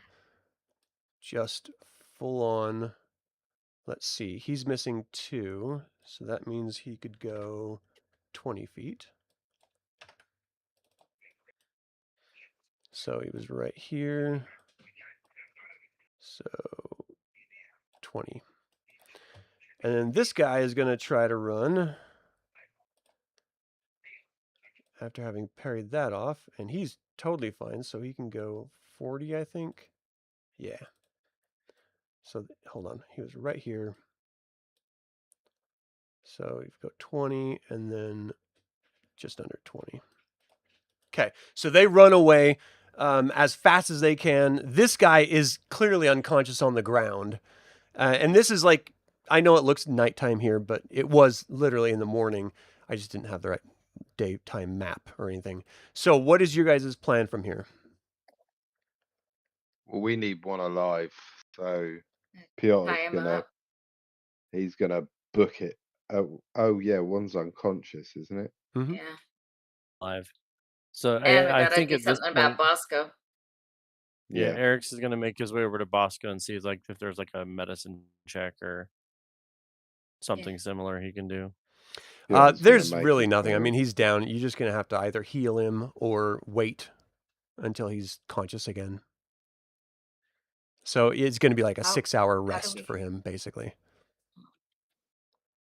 Unless you can somehow heal him, like with magic or something. Well, I guess we need to find a place to hole up. Hopefully Bosco wakes up. So again, this is during the day, and at this point, you guys are now sort of looking around, and people are starting to come out of the buildings that they had, sort of locked up, and you hear people calling, "Call the guards! Call the guards! There's someone dead! People are dead! Murderers! They're sort of freaking out as the public starts to now swarm around. There's 2 guys lying bloody. That looks very dead to them. So you can see a crowd is starting to form. I will try to pick up. Yeah, I will try to pick up the gang member and carry him off, and look at Aelene and Piotr and be like, "You guys can grab Bosco." Give me a physical check. Unless Piotr wants to pick up the gang member, and then I'll we'll pick try him to up. get I somewhere. just need a physical check. So it's too heavy for Aelene. Okay. I Physical tried. check from Arix as well, or Piotr, you can grab him and you sort of like muscle him and drag him. You see that not only are you hearing like whistles in the distance getting closer, but also the citizens of this area are starting to like create a boundary around you. Like, you're not taking him anywhere. You guys murdered him. We didn't murder him. He attacked us. We watched You the whole saw it? thing. You didn't attack them, and Exactly. they attacked you, but you murdered them. Oh, I didn't murder him. No, He's not me. asleep. He's Didn't you just see asleep. the other guy? They I'm were gonna try with to a just maid. Push our way They were through. with a maid. The man disappeared. If you guys know what's good for you, you better just leave and leave the people lying there. We're not going to let you take human beings. That's trafficking. You're gonna leave a gangster lying in the street? We're going to let the guards take care of them. That's what their job He is. attacked us. He attacked us. There's laws in the Yeah, he- cities. Don't you understand that? I will unceremoniously just like drop the gang member onto the ground and be like, "Fine, he's your problem now," and then I will leave. Like, it's the guards, guards, Bosco. guards. Like, they're freaking out. Shut I mean, up. this is a law and order town. So it was very much like you guys are trying to run away from clearly a scene that needs to be investigated by the local authorities. So as you guys are leaving, all these people watching you are going to have your descriptions, everything. I mean, they're going to know, how to describe you to the authorities if you're not going to wait. I'm not suggesting that you should wait, because it's going to be precarious no matter what. But We need to get out of here. Yeah, I'll dump the gang member, and I think it's time to go. all right. Could I have a quick So give me a physical check to bust your way out of the crowd of people that are starting to form.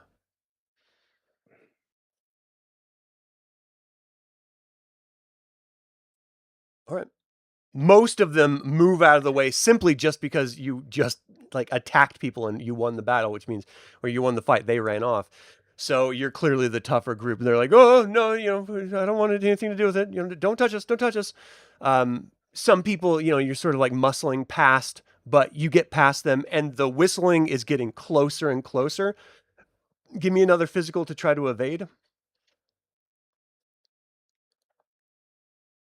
Oof. Ooh, nice, Aelene. All right, so you guys rush through. You're holding Bosco, which makes it a little bit more challenging, but you get away. The whistling is far, away from where you guys are at this point. It's all stopped where the actual violence happened, and they're probably explaining everything to the best of their ability of what happened. They were clearly behind the doors, not knowing the truth of things, but they're going to report what they know. And that's what happens in cities, and that's why it's so difficult to have, any combat in this city, because then you're gonna have to deal with the legal repercussions of it. And Did you you see guys anywhere just that we don't can have hide? time. Yeah, you guys have gotten away, so at this point you can duck down alleys, you can go to one of your homes. I mean, no one's actively following you at all. The people that were crowded around stayed crowded around, and you guys sort of muscled your way through them. We were supposed to go back to get those clothes, but Well, that's an hour before sunset, and this is still morning. So you guys have like a full day. You've got like probably 10, gang is 12 out. hours. back to Eric's house. Are we, Yeah, it's good. Oh, I wait, think are we have in to, the like, town? if well, we're gonna have to hold up somewhere because otherwise, Bosco's just dead weight, Yeah, we need to lay low and get Bosco well. literally and figuratively. Right. Okay, where Whose we going? house is closest? I don't know. Whose house would be closest? Make a call. I want to meet your wife. Okay. We could say my house is closest. Mine, fine. Mm. Okay. Go on then. The missus. Yeah, unless she's on holiday or something. Yeah, so we head back to Piotr's house. Okay. See the It's kind of puppies. on you guys what, conversations Yeah. and stuff like that. So Piotr's Um, house is very surprisingly, it's got a beautiful little garden in the front. It is literally a picturesque. It's a city town, but it's got a little front gardeny area, the well-tended flowers. It does not look like the place that Piotr would live. It is a beautiful little house. So obviously your wife And he is opens the the door. decorator. You'll need to duck. And you can hear little puppies barking in the back, in the little yard area. Oh. I'm excited. Come in. Come in. Yeah, we'll go in. And I'll put Bosco on whatever passes for a tiny couch in a gnome's house. Perfect size for an halfling. I'll go get you some tea. All right. So in 6 hours, we have to go back and get clothes So, Aelene, the and two go to the mental gala. and two physical trauma that you had, that has worn off now.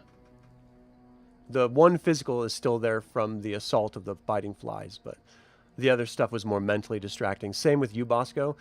The two mental and two spiritual go away. I And mean, what about physical? That's all still there.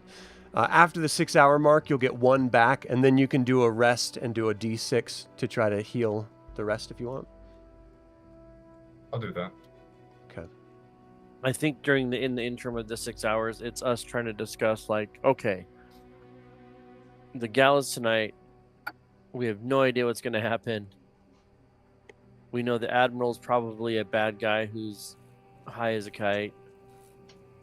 We still don't know anything about the doctor. We are not good at this. I think you're How do seeing we it get in paid to a do this? skewed way. I mean, from my perspective, you guys have found, like, with no clues at all about who Dr. Thorne is or what she's working on, you've gone in, found who's probably responsible. You know where they're going to be and when they're going to be there. You know how to get in yourself if you want to take that route. Oh, sure. We Like- probably know. No, but I think Arix is just who's- like, We know that the evil witch queen is probably behind her Yeah, probably her people. secret. Her people are the ones trying to manipulate him because they're using the powder, which we've already seen has been used, or me and Aelene have seen has been used to try and get members of the Triumvirate on their side to do their bidding. Mhm. but I mean, it's really just conjecture, isn't it? And like, so I think from Eric's perspective, like, he's more frustrated because he wants to research things and like have a plan and know a thing, and like he feels like they're just operating on guesswork at this point, which above table is good guesswork, but like I think Eric's in this situation just frustrated. He's like, we don't know a goddamn thing right now. Well, we know because we know. I was high. I shit my Anyway. pants. Anyway, he comes out with a It was lovely propositioned little. and then immediately shunned. It's been a horrible day. I'll come I out will of the never kitchen with a press lovely that thing little again. with a lovely little teapot. Oh. Very nice with lovely little cups and saucers. Starts pouring you tea. Thank you. Sit down. Okay, sit so- down. What is the plan? We go get our clothes. If we time it right, we can be there at the same time as the Admiral and just accidentally bump into him and at Hey. least get eyes on him and know what he looks like. I think Exactly. we're And if we're trying all going to the stop gala, something. then he'll be at the gala. Are Well, we trying to then stop what? something from happening? we assume Let's something touch might be Yeah, happening. but what is something? It doesn't mean anything. Something We maybe, don't know. maybe with these drugs? I don't know. Hey, no, the drugs were fine. Or not fine. The drug- I'm not sure. I think the drugs are Not merely a fun. tool for them to gain power over the Triumvirate or certain parties in the Triumvirate. Okay. how- So what is the how would they solar use it? axiom? I So don't And you know. already know are the that with those samples- notes, the solar axiom powers the new ship that they're building. It's like the Well, first of its sure. kind. That's why they're holding a gala for the naming of it, because it's a huge big deal. So Oh, that's okay. why the gala is important, because you know everyone important is going to be there. And we that's your know best that- clue to find him. And we know that he wanted more of something for. In his letter, he was asking for more of More samples. more samples. So maybe he's I'm trying to assuming the drug, but- maybe he's trying to overcook it. Possibly turn it into a bomb. What are the Or needed chances? a larger amount. What are the chances We'll have all the military that the dignitaries cleaners in one would place. just take care of this if we gave them all the evidence? I don't see much gold in that. Yeah, but I see life in that, and at this point, I kind of wonder if that's more worth it. It's not worth it. Because We need the gold. Do we trust their intentions? Exactly. We'll just be how caught do we up trust in it. anyone? What the hell is with these Geon guys? Like, they're suddenly like, oh no, you should have just told us. It would have been fine. I don't trust any of these assholes. They're scholars. They're scientists. You're a very untrusting fellow. Has anyone Well, ever I told you hang that out with skid you. mark? What do you expect? Well, Maybe would we an could help. untrustworthy person live in a house like this? I think. Your wife obviously decorates. I can't see you doing any of this shit. Well, I've got a keen eye for colour, and I do love patterns. It's lovely. I've got a keen eye for I am colour. a layered individual. I am like an onion. The only Okay. thing that Okay. Piotr. Yeah. Between you and me,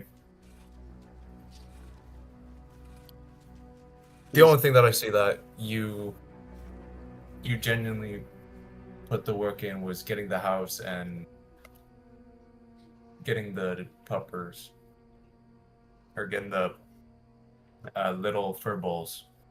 I bet she doesn't even like the dogs, does she? She's mad they're in the house. She loves them.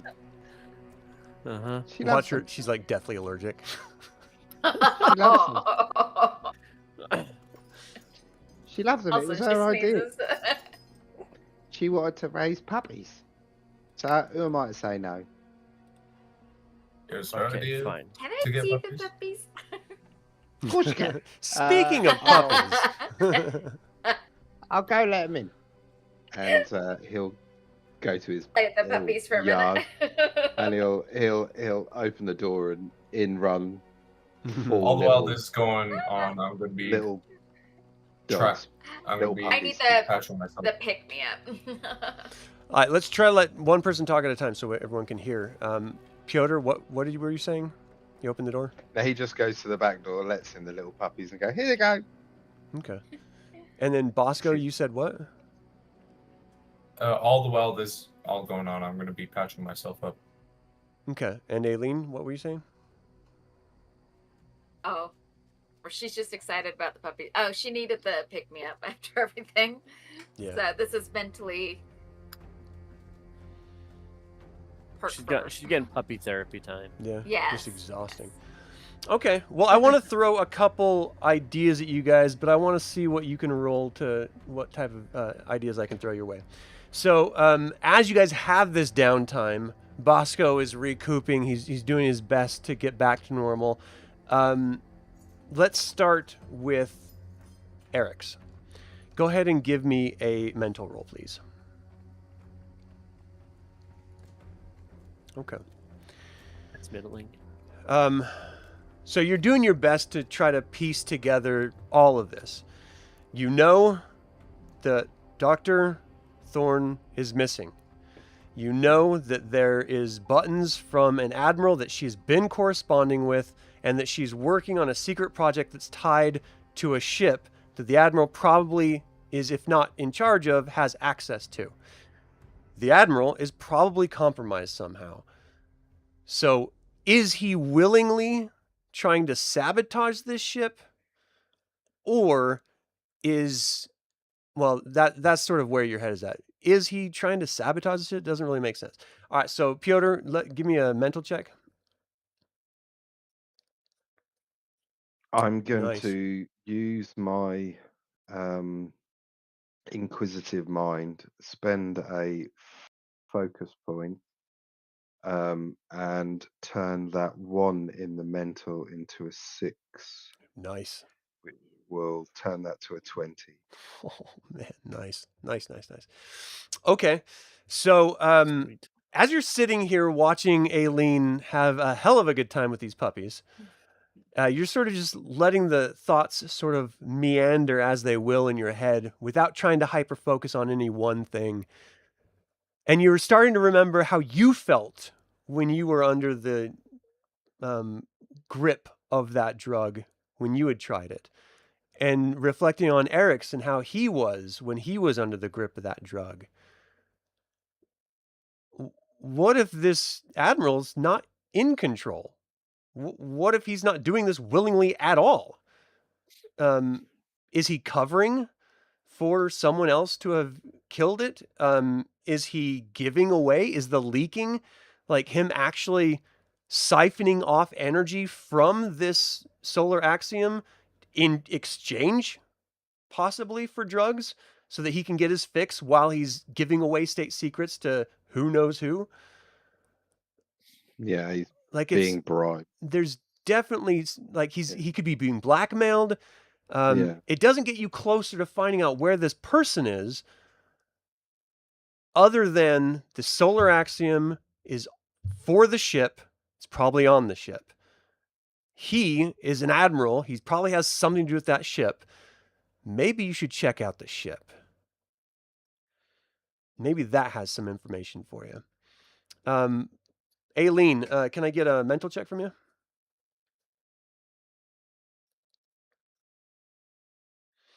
You love these puppies.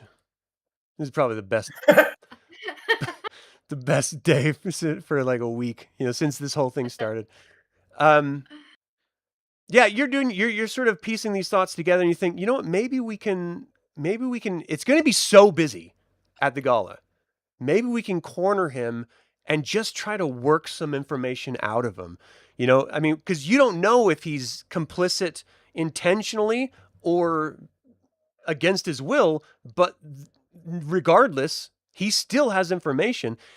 If you guys can sort of, corner him, maybe you can get him to admit something, or at least tell you where the hell, because you don't need any of this other information.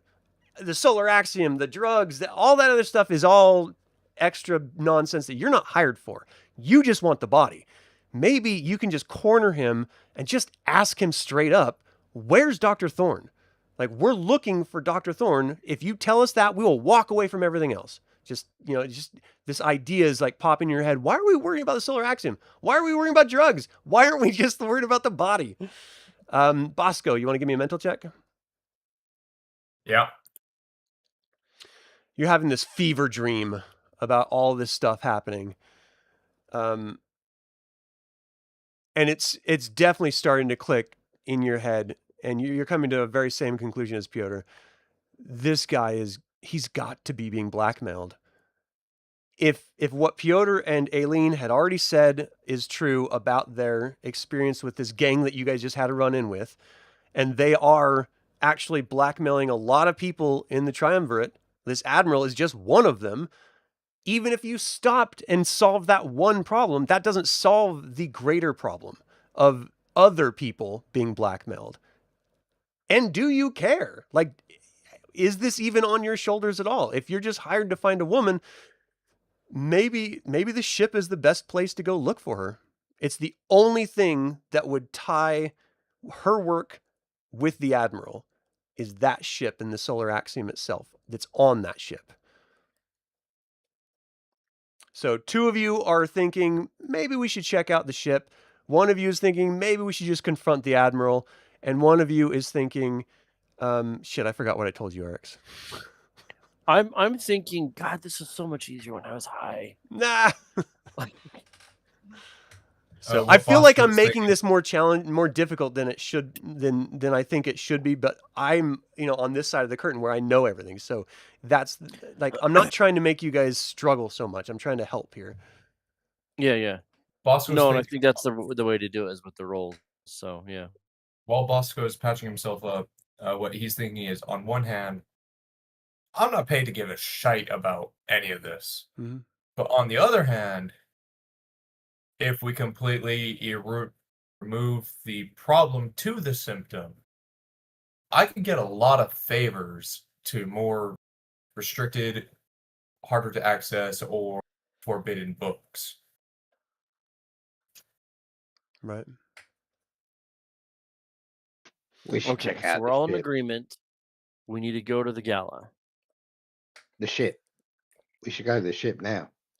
Why should? How are you going to get on the ship? I don't know. We'll work it out when we get there. We need to find Dr. Thorne. That's Exactly. what we're hired She's to do. probably on the ship. She was Why would working she on the So be on ship the how do we ship? find Dr. Thorne? because she's working on the power source, and this guy's clearly being blackmailed to get more power. Maybe he this wants guy more I knows think power. where he's she just is. a nefarious evil man. I think he's a Is there any drug-addled rules for that? lunatic, a bit like you. He's a drug-addled lunatic, and his They were writing. currency is the power on the ship. Jesus, are you guys not following this? I know They Bosco's were writing following to it. each other. Well, he was Maybe he writing to knows. her, asking for more Yeah. power. Maybe he knows where she is. Well, yeah, she's on the ship. She might be on the ship. There's no guarantee that she is. Well, it'll be a highly secured area. She's also intrinsically important to You the know power what? I source. agree. I think we should go to the ship just so that I can laugh at you when she's not there. Let's go to the ship. This is a Okay, great but idea. also, Love it. I don't dislike that idea, but didn't we have a plan to get the clothes and he was supposed to be there?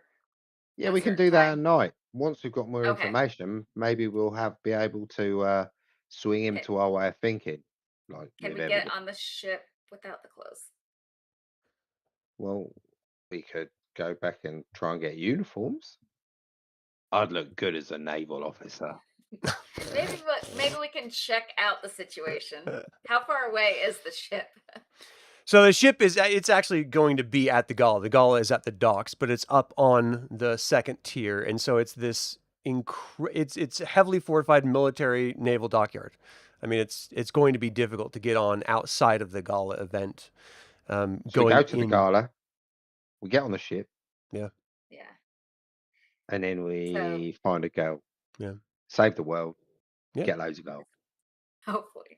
So I think the order is we got to get the clothes and confront the Admiral. Hopefully he'll want to help us. Yeah. I don't know the best way to approach this, though, just in case he's not so innocent. Well, he's not going to be innocent, but he's also going to want to keep his position. But I don't think we should get ourselves too in the open with him straight away, because we need to get into the gala and we need to get onto that shit. And he could just say, arrest those people. Right. So we need to keep an eye on him. Maybe see who he talks to, get on the ship. Find a girl. Well, then let's go. All right, I'll just say bye-bye to the missus. And I'll go upstairs. You're going to have to say goodbye to the puppies, Aelene. Yeah. Give them my goodbyes. All right, so 6 hours I later, feel perked up. Bosco, you get one trauma erased from everything, and then your focus is all back. If you want to do your 10-minute sort of rest in order to get a D6 of trauma back if you need it, you can do that as well. I'll do that. Can I do the quick breath? Yeah. 1d6. Okay. Yeah. Wait, how do I roll a 1d6? On the left-hand side, there's a little polyhedron dice there. You click that and just click the D6. Or you can do /R space 1d6 in chat. So is there anything that I would need to roll for like medicine check to patch myself up, or is that No. the only way? No, you're good. I think I did that wrong. Yeah, just click the /R1d6. dice icon on the left of Roll20. I'm not seeing. You can just type in chat. Oh, I'm looking. Yeah, what I typed in was an unrecognized command. Just copy and Oh, paste that space. without the period. Okay. Thank you. God damn it. All right, so go ahead and mark up your trauma as appropriate. 6 hours and 10 minutes has passed. You can see the sky is slowly getting a little bit darker. You're probably going to be a little bit early if you show up to the tailor's shop now, but you can always give it a go. Is that where you want to go? Yeah. All right. Yeah, maybe we'll get lucky. So you head over. Should we? Oh, go ahead. Should we kind of scout it out first, just in case? She was acting a little suspicious earlier. I feel more trustworthy now, but I feel like we should just watch for a few minutes first, just make sure nothing looks suspicious. Sure. Feel free. Okay. All right. Okay. So you guys go and you're sort of watching the area. It does look like there's more guards out and they're searching for people. Are you guys doing anything to change the way you look or anything like that? Yeah, I'll have changed my clothes and done my mullet differently. I will go full Marvel with the hat and sunglasses bit. It seems to yeah. work in every movie. Yep. So, yeah. Bosco, Aelene, are you going to change up your appearance at all? Yep, I'm gonna change my clothing from Yeah. investigator like clothes to a nice scholarly look. I'm gonna put my hair in or make my hair look nicer instead of kind of like the just get the hell out of my face type look. Right. Okay. And Aelene? I'm gonna change into a different outfit and put my hair up differently. Okay. So just so you know, I mean, Piotr, you probably have some skill in changing, your Yeah. appearance just due to the nature of your job. Bosco, you could always just lean on magic to, make you guys look different, faces or even height or something like that. So you do have means at your disposal if you'd like it. But yeah, so you do your best to sort of disguise the way you look, so you're clearly not just going to walk up to a constable and like, hey, here I am. As you guys are sort of, hanging out around To the Nine's tailor and cobbler shop, you're seeing regular traffic all through the different stores in this entire supplier district. Everything looks completely normal. You guys are probably a little more on edge, and that's why you're being much more cautious. I mean, justifiably with the whole constable situation, but the truth is most people don't, have a clue about anything that's going on that you guys know what's going on. So, you guys have been very reactive, like aggressively in a lot of situations that really didn't require it at all. So you guys are probably more on edge just because you're in an investigation than you normally would need to be, which is why, you're sort of like super suspicious about everything, but looks like a normal day. That's Okay, alive. see, everything is fine. Can we just go now? Jeez.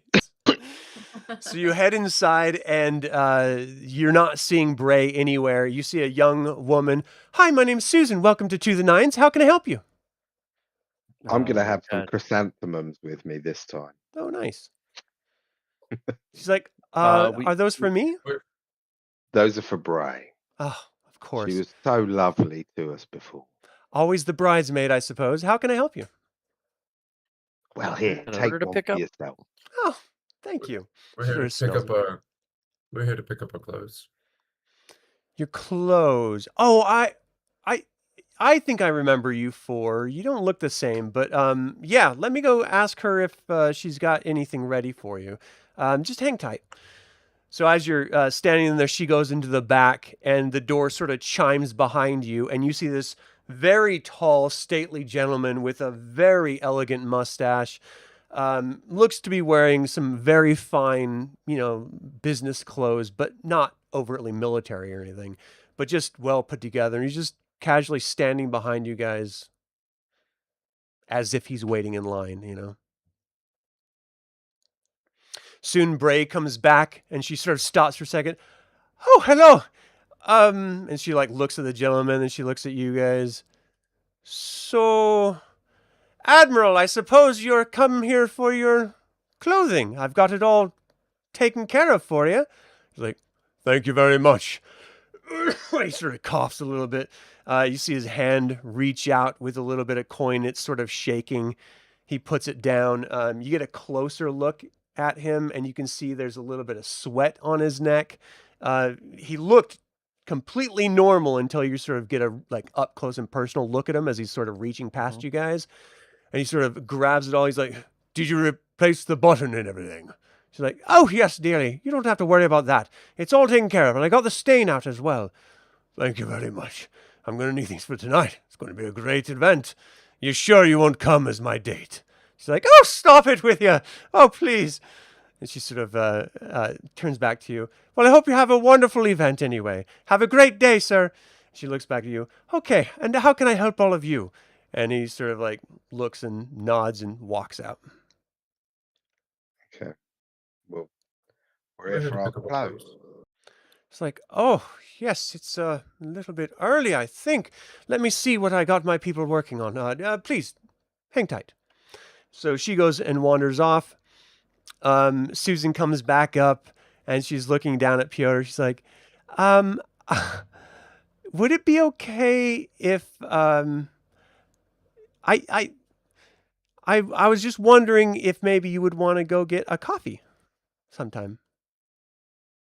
Well, I am very charmed and I am very flattered. But unfortunately, young lady, I am a married man. And I do love my wife dearly.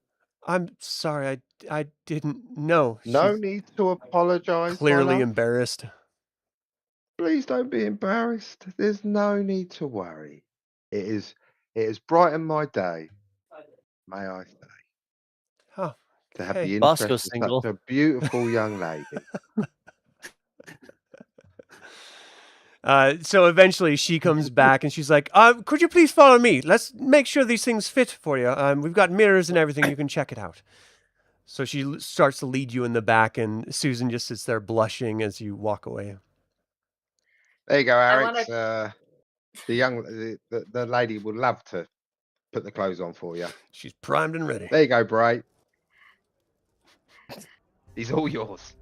Aelene's trying to kind of huddle, like, do we want to let him get away? We know where he is right now. Well, now we know. Well, we know where he's going to be in an hour. Okay. And we know what he looks like. All right. So you're led back. You're going right back through a different direction this time. You're going to the left instead of the right, behind the counter. But you see, big vats, people working, sort of just basic music being made by people humming and singing along different songs. It's creating this sort of discordant noise mixed with this plunging of the massive wooden shovels into the big vats, and the smells and the moisture and the mist and everything. You finally get around to a corner where clearly the actual tailors are working, and it's much quieter. Everyone's just sort of, there's about 5 different people in there. Most of them are older women. Some of them look like they're half-breeds of some sort, whether it's elves or dwarves of some kind. And you go back there, and they sort of get the clothes, and they look spectacular. I mean, the finishes on the garments are just stunning looking. The dress for Aelene is just amazing. Lots of lace and satin, multiple layers, so it looks like it's sort of revealing, but it's actually covered up by layers closer to the skin, and it just looks fantastic. And you start to put it on, and it's just not fitting right. And so they come up and they start pinning stuff together, and they're sort of tugging and yanking and moving everyone around, and they're just sort of jostling your bodies around as they get everything fit right. And they're like, okay, go outside, about 10, 20 minutes. We should have this taken care of, as they start getting back to work. And she's like, oh, don't worry about it, dear. They're going to wait here. Now, you're going to mind your business, right? You're not going to get in any trouble, are you? Mum's No. the word. Very good. Don't plan on it. All right, then. Well, go ahead and pay your tab up front on your way out, and I hope you're looking fine as Fit as a fiddle. I don't know. I hope you're looking wonderful. All right, so she walks away. They're not talking to you at all. The tailors are actively just working, and they got little chalk lines. They're resewing and recutting and breaking out seams and adjusting things. And you're just sort of standing there looking around. Everything seems so normal, as if this is just like another day for you. Again, huge juxtaposition from the fact that there's actual constables outside looking for you actively. There's a secret police actively looking for you right now. There's a huge conspiracy happening on a massive, deep government level actively right now. And there's this stupid gala to name a ship that its core could actually explode and destroy the entire block if it does in fact explode. And you guys are going right to it. I think this is like the Another most Tuesday. calm and peaceful it's been in in the entire thing. And so I think we're all just kind of sitting here just kind of like the scene at the end of Avengers where they're getting like the shawarma and they're all just kind of like chilling for a second. I feel like that's the vibe where we're just like, yeah, so we're gonna look really good. Yeah. While So waiting, it does I take pull open my vest and pull out one of my journals and start reading it. Okay. Takes about 25 minutes. They got the clothes fitted just right, and you guys look dapper, absolutely beautiful. It's probably going to cost a couple gold, but it looks like it's going to be worth it. Yeah. I think we settle up the tab and start heading out, and Alright. I think for Eric's like, this is better than any of the disguises that we put on before we left Piotr's house, so I think we might actually be okay. Right. Well, you did turn my trousers into shorts. You still owe me for a pair of trousers. One You day. can't keep Never borrowing my stops. clothing. Never stops. All right, so do you guys head to the gala? Is that your Yeah. plan now? Yeah. All right. Yeah. Gala ship, all the things. It takes- Ship Admiral. It takes about an hour to walk to that the second district, and as you get actually through the main district entrance points, there's a number of different gates that allow you entrance. Huge marble walls, sort of separating the haves from the almost haves. And you guys sort of walk into this massive bustling city, and people are arriving in carriages. People are walking up with their spouses on their arms, or their dates for the night, or just having a good time. Everyone is just dressed to the nines. Everyone looks beautiful. Their hair's all done up. Their skin is looking fresh. You can hear music, beautiful classical music, like drifting on the wind from inside the gala, which is clearly hosting everyone. It doesn't look like they're actually stopping anyone to ask for invitations or anything. It's one of those you wouldn't even bother unless you needed to be here or you would deserve to be here type situations. And you guys kind of do look the role. So as you walk up, the guards at the door, and they are clearly guards, they're just dressed in tuxedos, sort of look at you, look you up and down. Have a nice evening. As you sort of pass by them, you see waiters walking around with hors d'oeuvres and glasses of what can only be champagne or wine. You're seeing tables set aside with auctions, so you can go up and auction on or bid on different items like vacations or artifacts or stuff like that. Let me look at what else they've got going on here. You see that there's posters sort of hung up on these sort of like tripods of faces about awards that are going to be given out to these individuals. Some of them are state awards for service, and some of them are just for honors, fighting in the rebellion war against the Witch Queen. Some of it is just, time in service. They have guest speakers that are sort of lined up on some more of those sort of tripod boards that they're going to be dealing with tonight. But you can see this entire space. I do actually have a map of this. So let's pull that up really quick. I feel So I like think as we're Aelene would be a walking little bit. through. Good. I was gonna say, I feel like Aelene would be a little bit distracted for a couple of minutes by all this finery that she's not used to seeing like this on this level. Right. And then she has to kind of shake herself out of it and remember where her focus needs to be. Mm-hmm. That's fair. I think Arix's comment is just, well, if the world ends tonight, at least we're going to go out in style. Yeah, that's for sure. Yes, we will. So you enter in and just pretend this is full of people. I mean, just tons of people. There's a small 3-person little orchestra set up here with some strings. There's multiple rooms. There's a bar off in one corner. It's all standing room at this point. It doesn't look like there's ever going to be any formal dining at all here. Any tables that are set up have those sort of auction items or more hors d'oeuvres and different glasses of alcohol for you to consume. But you do note, as soon as you walk in, you had 2 guards at the outside. There's 2 guards stationed at the inside. It looks like there's 2 guards stationed at the main exit, which is right here. I'm pinging. So through this room, you have to descend 3 steps, and it goes into this sort of ocean view room. It looks like only upper echelon military personnel are in there. You're seeing some people, looks like they want to go in, but they sort of turn around, or they are turned around by the guard as, only the elite people are allowed into this viewing room. Through the windows, with these massive tall windows that you see, you do see 2 different ships. You see one that is just one of the massive, very standard ships, and then one that looks almost like it's entirely metal. It's sort of off the map here. There seems to be 2 sailors stationed right outside of the gangplank to go onto that ship. But it is huge, and it's massive and metal, and it's not something you've ever seen. Like, it doesn't even look like it should float. It's, it's a metal ship. This is a wood ship world that we live in. So it's very, very strange and sort of exotic looking. As people are sort of shifting around, you guys have that grand entrance where the music is playing. You walk down the stairway, people turn their head. Some people are smiling at you, or some people are sort of, squinting and turning their head, trying to figure out who you are.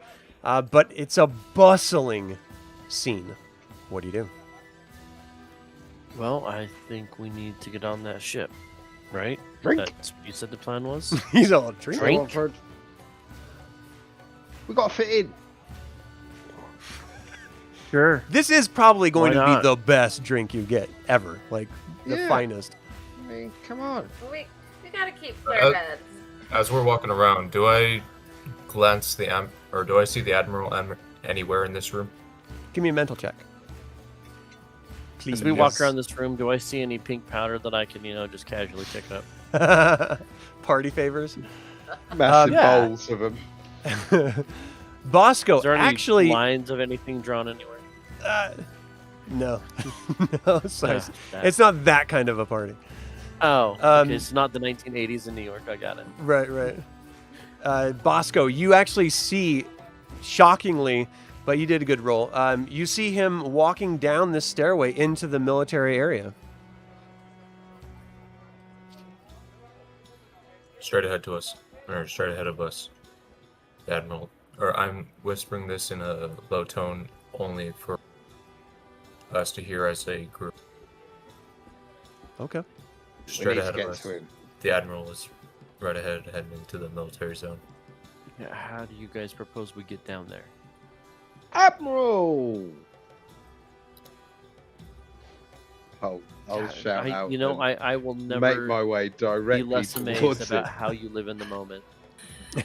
As you shout out Great Admiral, discussion. a number of people turn 18 heads. to see if you're talking to them. They're like, huh? You see a couple gentlemen walk up of some sort of military rank in the Triumvirate. Can we help you, sir? Oh, I'm just trying to get hold of Admiral Reeves. Holton Reeve. Well, I'm sorry. He's indisposed at the moment, but I can answer any He's questions down you might there. have. Oh, no questions. Oh, I haven't introduced myself. My name is Ronald Fortescue Smythe. I'm Vice Chancellor of the Gnomish Platers and Welders and Riveters Guild. I was just wanting to speak to the Admiral because of some of the work we've been doing for him. I don't think you're linked to the ship, are you? Fascinating. No, I'm not linked to the ship that's being named today, but Well, you are not military personnel, and you will have to wait until the speakers if you want to speak to the Admiral. oh, absolutely. We should always make sure that we are following proper decorum and etiquette. Right. But I do kind of need to speak to the Admiral. You're It is still going to have regarding- to wait, my diminutive friend. That's the nicest thing anybody's ever said about You're me. all... If you say so. But could As anyone get a he message walks to- away, the guard is just staring at you two. And the Admiral sort of walks up to the guard and he whispers something. And the guard is just now locked in on you two. Clearly, he was like, "Don't let the gnome into the military officer's room." Yeah. Great job. Or something to that effect. Give me a No, mental I- check, please, Piotr and Arix. I have to know, did you have another business card with that name ready to go on it? Yeah. He has many business cards. I, Only a Arix. 12. 15. Nice. Okay. So, Arix, you actually see him on the other side of the glass outside, walking directly to the ship. I'll kind of nudge Piotr and be like, don't look now, but he's walking to the ship. And that I'll is where turn we are going to make end. conversation with someone else. That is where we're going to end today's session. We are at the shipyard, at the gala. We have all the information you need if you are trying to confront him and leverage some sort of truth out of him. Now all you got to do is get in front of him. And I'm sure that's going to be super simple. So maybe yeah, we'll finish 100%. this adventure next time. We got one more session. you I think think we we can have a probably wrap it plan? up. What's that? It's cute. You think we have a plan? Well, for everyone watching, thank you so Just much forming it. for tuning in to this DL6 stuff. I didn't even update this yet. Traitor Amongst Us, DireLands Adventure Actual Play. Please consider subscribe to the YouTube channel, like and comment to the video, and as always, remember that evil spelled backwards is live. So get out there, have a backup gnomish profession, and be evil.